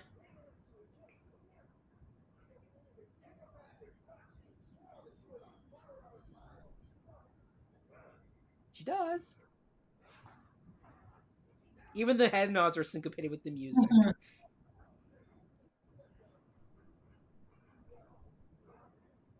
It calls him Andy again. Immediately it's turned off, and he goes, "Well done, Andy." Yeah, but Amos doesn't notice it because he's so enamored in the moment. Yeah. And And then Roxy Roxy, plays the hug right for the camera. she sees her opportunity. Yeah, and Richard Give him Gere's the old like, dazzle. yeah. Richard Gere's like, good on you. You turn to the camera. Yep. This must have been so much fun to film. This circus act stuff, So cool how it all comes together. right? And then like the flag he's balancing with is like the state flag. And it's just the perfect symbolism Mm-hmm.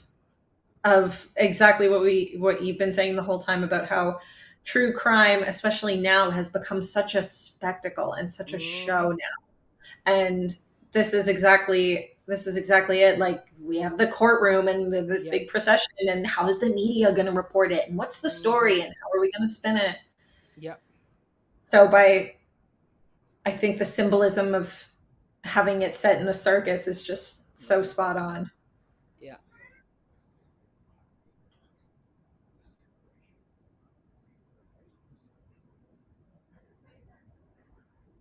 And how Roxy's taking the stand. Yeah.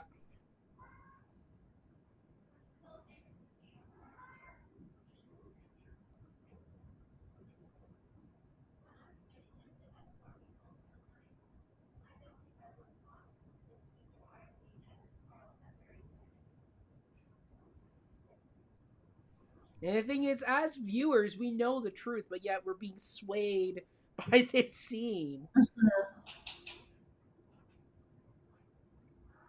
Is Jim wanting in? Yes, my cat is interrupting. I'll show Jim to the audience. No, it's okay. Aww. He just hears people talking, and he needs Investigate. to investigate.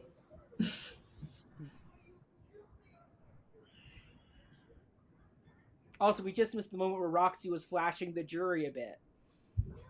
Yep. a bit of her garter, which is what we know. Once again, this is all stuff Velma Kelly said she would do. Right. Her. So once again, we know that Flynn was listening to Velma when she was talking to him, and even though he was Yep. pretending to ignore her, he was catching on, and is now reused it for her.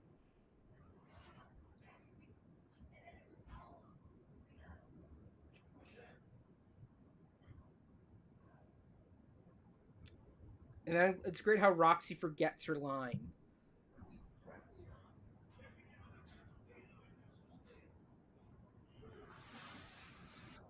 Being the witness. Mm-hmm.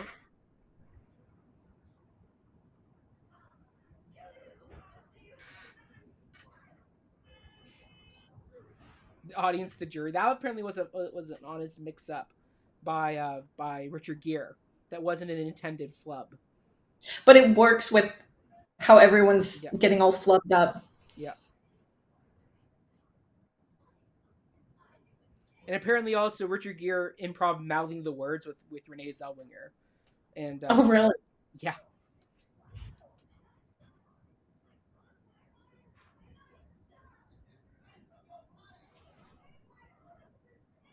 But once again, it just shows how Billy Flynn's coached her to Yep. go say this here, say this there, say it this Mm-hmm. way. Mm-hmm. And then that, what a bullseye, huh? Yeah.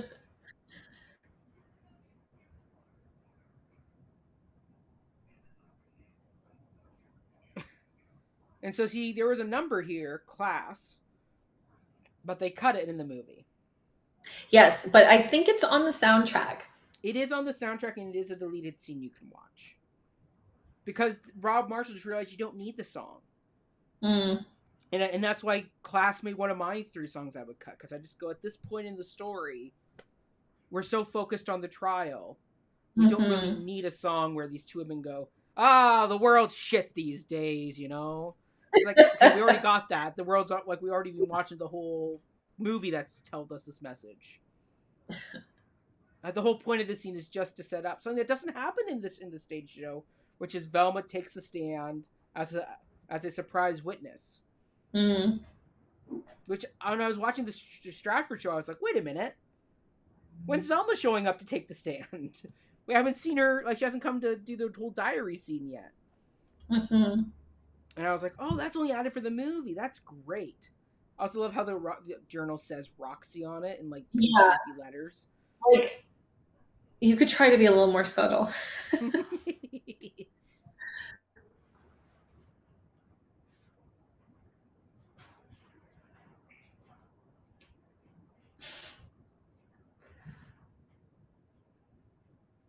Billy and Roxy are like, what? Well, as we know, Billy's not so innocent in this. That's right.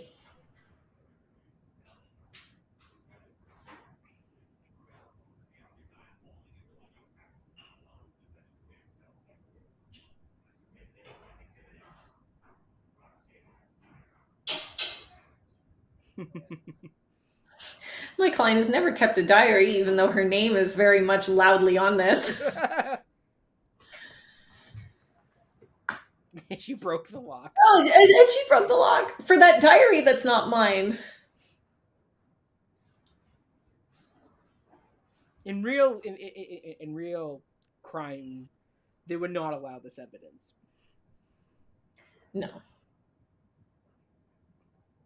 But like, I was so shocked when this scene was not in the stage show.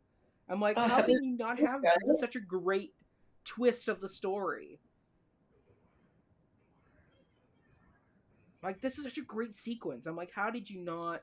Like, how is this just added for the film? Like, this totally works. Yeah.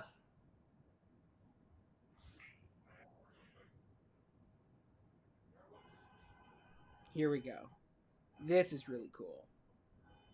A tap dance. Tap dance. This reminds me of that scene that we were talking about in Tick Tick Boom, Yeah. therapy, Yes. where it's like, here is a moment like a musical moment Mm-hmm. that's happening with another scene, and both are Mm-hmm. having like a build up. Yes. Like it just I mean, intensifies. yeah. And I mean, the fact Richard Gere, I think he said he learned to tap dance like this in like 2, 3 weeks. Like, learned this whole Wow, dance and did it. And it's so good. it Just the is fact that great. the whole underscore of this scene is just the tap dancing. Yeah.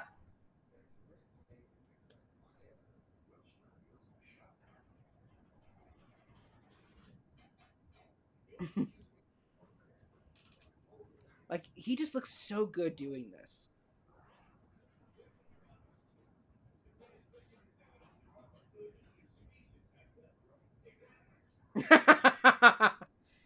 Once again, Flynn sets it up really Hmm. well. And once again, in the era of facts being twisted to fit the story in the narrative that you're wanting, it's very timely that we have this moment in the courtroom Hmm. because we're seeing a lot of cases come up, particularly in regards to certain events that took place on January the 6th and things like that, where we see people taking the stand and are twisting the story because the news media told me this. They told me this story. And they're twisting the facts to fit their narrative. It's very interesting. Mm.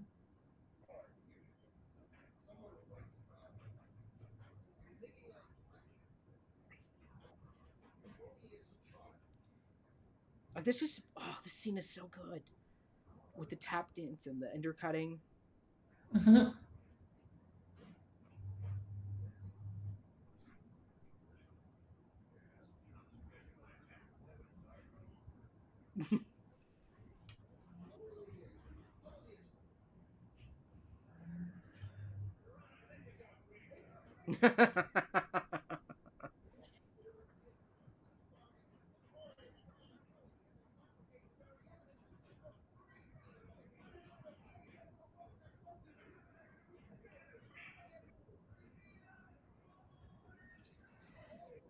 Oh, this is so good.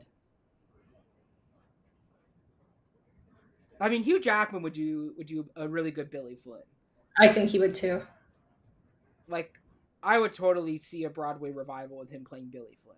Yeah. Like, I mean, if we got Billy Ray Cyrus to play Billy Flynn on Broadway, Hugh Jackman's going to be done in The Music Man very soon.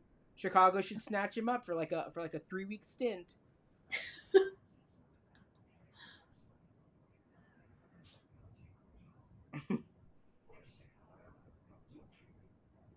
This is like when the OJ verdict was read. Everybody stopped to hear what the OJ verdict was. Hmm.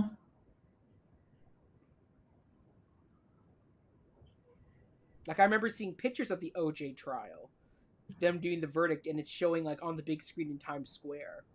Hmm. And but this is so interesting too because Mm-hmm. TVs weren't really a thing, so it was just all through the radio Yeah. and that scene where it's like on the little megaphone there so everyone Mm-hmm. can listen.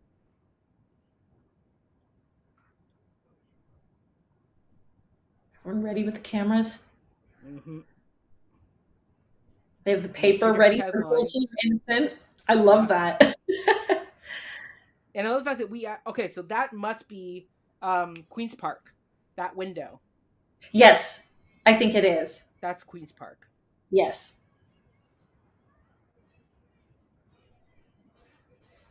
And of course, the minute she gets free, there's another murder. Yep. Yeah, this is all Queens Park Yeah, this is all staircases definitely here. art. And it's a Yeah. woman with a gun, Yep. and she's the next flash in the pan. Yep. And I love that visual of the newspaper and people are stepping on it. Yeah. It just gets it becomes trash. Yeah. It's like, hey, don't you want to take my picture? No, we're done Nope. with you. No.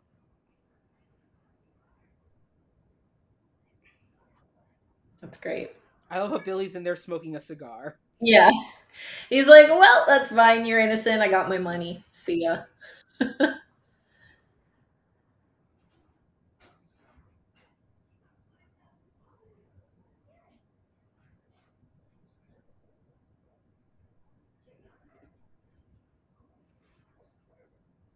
And then I love that reveal that Yeah. Billy's the one that Well, no, planted the that diary. I added a few phrases. Yeah. And then that smile he gives, it's just that Yep. Machiavellian, schmoozy smile. Yep. That's like, yep, that's it. He did what he had to do to sell the story, no Hmm. matter the cost. And it's funny because he just said, he's like, "You're a free woman." Mm-hmm. And you would think that's what she would have just wanted all along. But then here came all this fame, and that's actually what she was really after. And this is so sad. And This then is what we Amos hear is with. still there. Yeah. Want you to come home.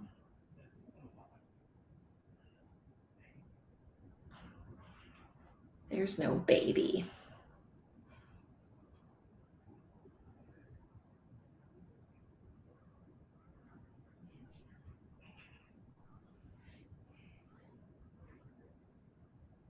You see, he's so brokenhearted about that. Like, what? And then And then, immediately it's like, I don't care about your feelings. They didn't want my picture. yeah. And there's Amos. He just walks away, Yeah. broken. Yeah. And that's the last time we see of him in the film. He doesn't come back for the finale at the end. Hmm.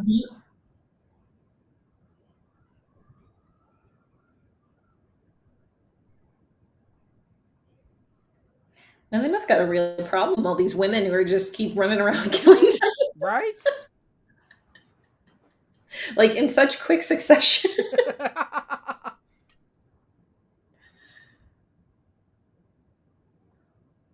Now, this is a really nice homage to nowadays in the way that it was supposed to be when Gwen Verdon originally did it, which is she wanted it as a solo number. But Bob Oh, Fosse insisted that it be a duet with him and Cheetah Rivera, or her and Cheetah Rivera. So the right. movie found a way of working in the solo version, which is not in I the like, stage show. yeah, I like the solo version Mm-hmm. because, you see this like, Roxy still has this vision Yeah. of her being this star, Mm-hmm. and she doesn't have the flashy set anymore, and her clothes are flashy a little bit, but not to the extreme that it was in Mm-hmm. Roxy. And then when she snaps out of it, you realize that she's just singing to an Yeah. empty bar at like 4 in the afternoon. Yeah. And you can see early performance cues of what she's going to do when she does Judy Garland, later Mm, on. Like some of the mannerisms are there. yeah, I also love how the spotlight gets really tight in on her, like the world's yeah, closing in and yep. the dream's As fading, that light's about to go out, and then yeah, it does. and then we're back in the real world where we see what she's really living. Yeah, And it's the same club that we saw at the very beginning of the movie. right. Love that line. Who can keep them straight?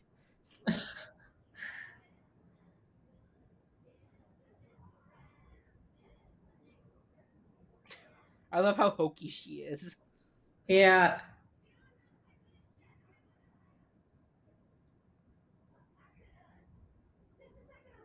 And they're And running they're out of the running. room. You're like, They're nope. like, no.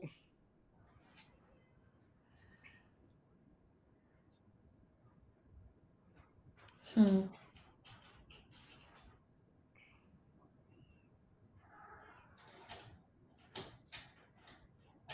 And she's all alone again. And see, people, this is what the actor world But is really not all. like. Aw, Jim, we can hear you in the background, buddy. Oh, and he's scratching at the door. Let him in. Let's see him.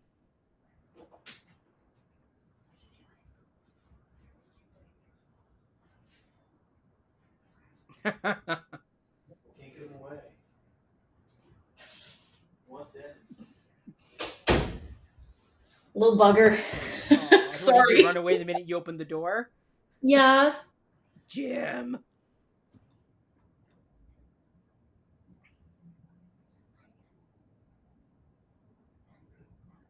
This is a scene that's not in the stage show.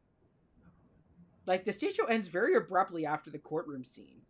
I know. And that's why I can't help but wonder why we prefer the movie. Flows What? better. Right? And I love just the visual of her knickers, her Yep. stockings are torn, and that tells you everything you Stockings need to know about Velma's current situation. Yeah, her stockings are torn. Oh, she Yep. doesn't have that much money anymore, and Yep. She's out of the spotlight. hmm and now I feel like these two women have been kind of coached by someone who is all Hmm. about being in the spotlight and being in the media. Um, that now they're like, okay, well, hey, if both of us are an act, Hmm. that's way to get our names back in the paper. Yep. They're a little more savvy about this now. Hmm. And I love the vamp underneath as like they're putting it together. Yeah. Roxy's like, ah, okay, I get it. hmm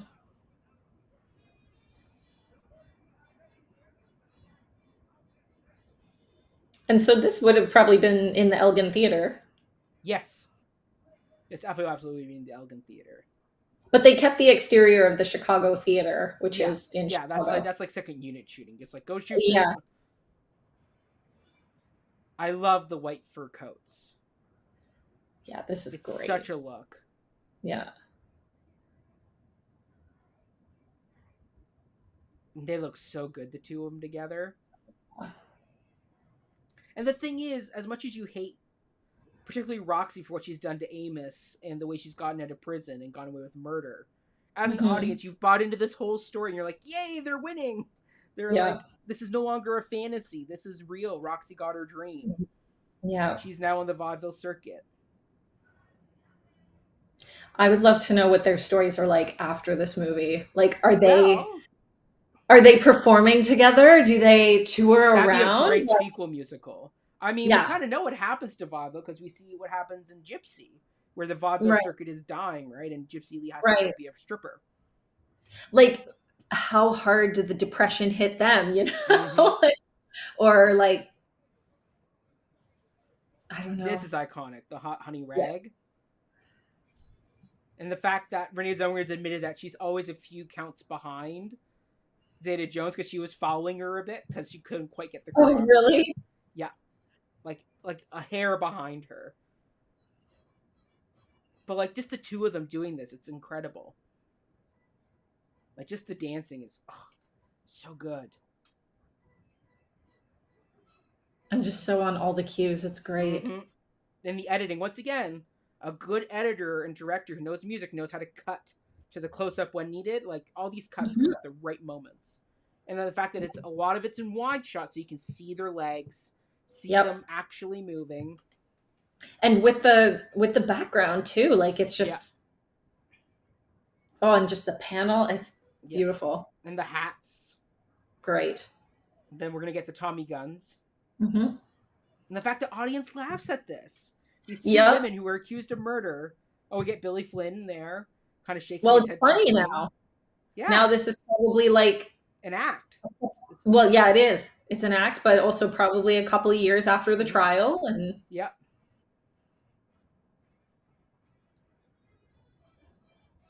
Like this is a hard dance yes. to do. Like this is not easy.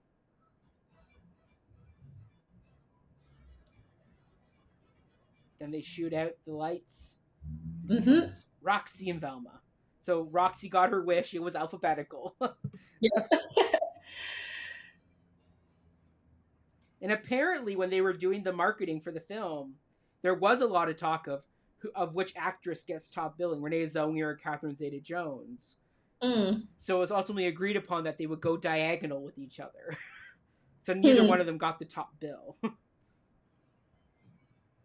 of course, you get Queen Latifah in there in the finale too, Yeah. cheering for him. Thank you. We could not have done it without you. Yeah, that's true. That's right. I just love how chaotic this is. Like, just feel the energy. Yeah. Like it's very handheld. The Yes, it crowd is. shots. That's cool though. Hmm. Yeah.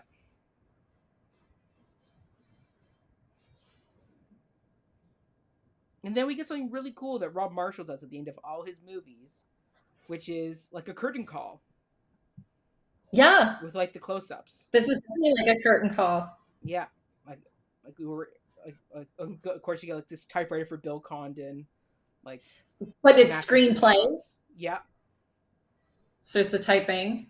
yeah. Oh, executive producer Harvey Weinstein. Yeah. But then there's Renee Yeah, Zellweger, Catherine Captain Zeta. Zeta-Jones, and Richard Gere. They all get top billing. But then we get the next batch, the Queen Latifah, John C. Reilly, Lucy Liu. It's a very cool highlight Right? of I'm here everyone's for it. scenes. Christine Baranski. Like you get the actual Dominic acting, and then West. you get the actual acting, and then like any Yep. musical scenes they do. Yes.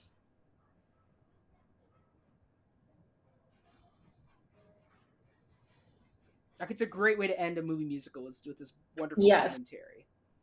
Or this curtain call. And now that's it. We're That's done. it. We're done. So Jay Maxwell, if you were to do your top 3 songs of Chicago, what would they be? Well, I said earlier that there's not a bad song. That is true. Top 3, probably All That Jazz, Cell Block Tango, and the one Velma sings. I can't do it alone. Oh, I can't do. Those are all great choices.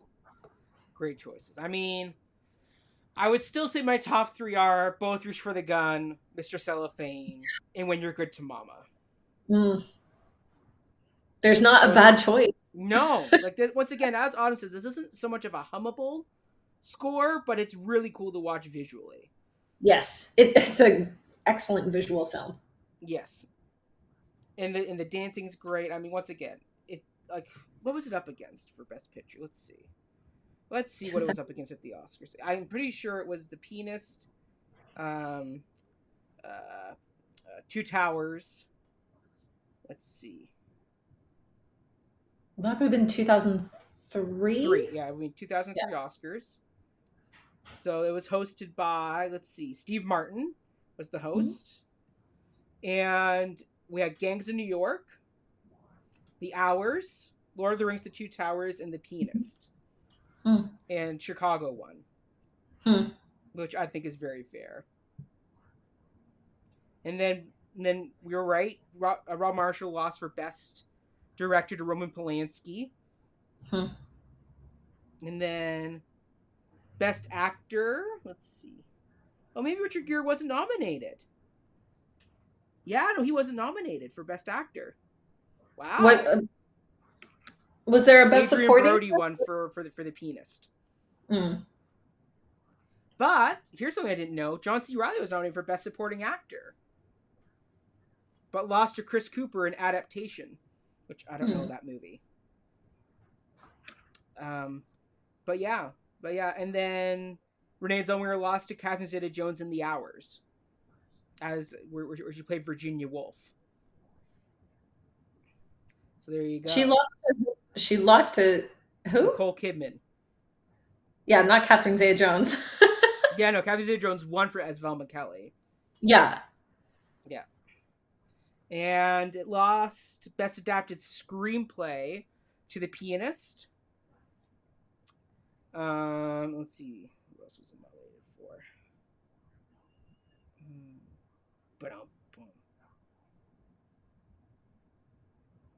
Yeah, it lost Best Original Song, which was the song "I Move On," which is what we just heard on the credits.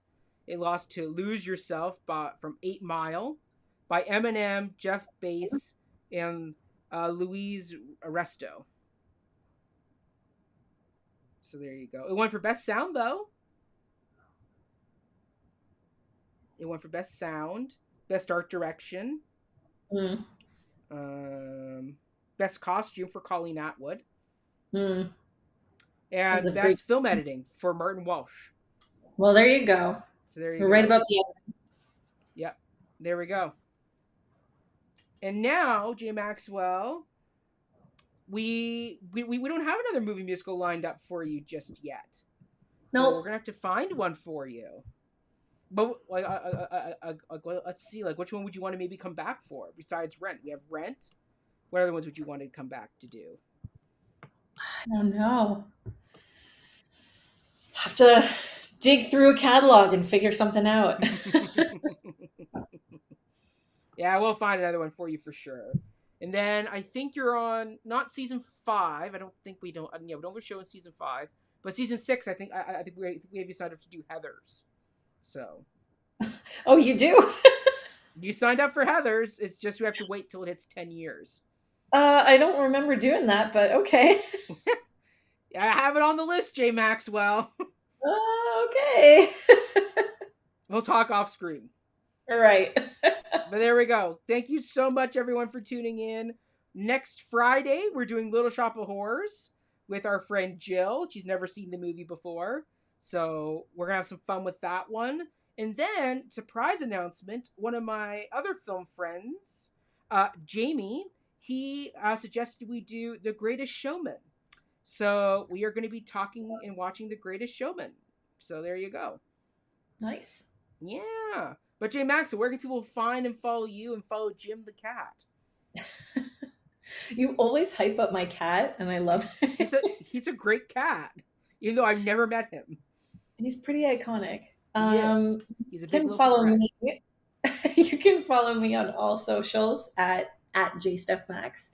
Love And you it. can follow Jim the cat on Instagram at Jim_the_cat. He's got a Jimstagram. His Jimstagram. Yes, yes. And if there's a movie musical or a musical you want us to talk about with the wonderful Jessica Maxwell, let us know. We cannot wait to do another one with you. Thank you so much for tuning in. We will see you all next Friday for Little Shop of Horrors. That's 7:30 on Friday. Until then, everybody, stay healthy, stay safe, and boom, that boom. Take it, Jessica. Jazz. There you go. Thanks, everybody. Have a great rest of your night.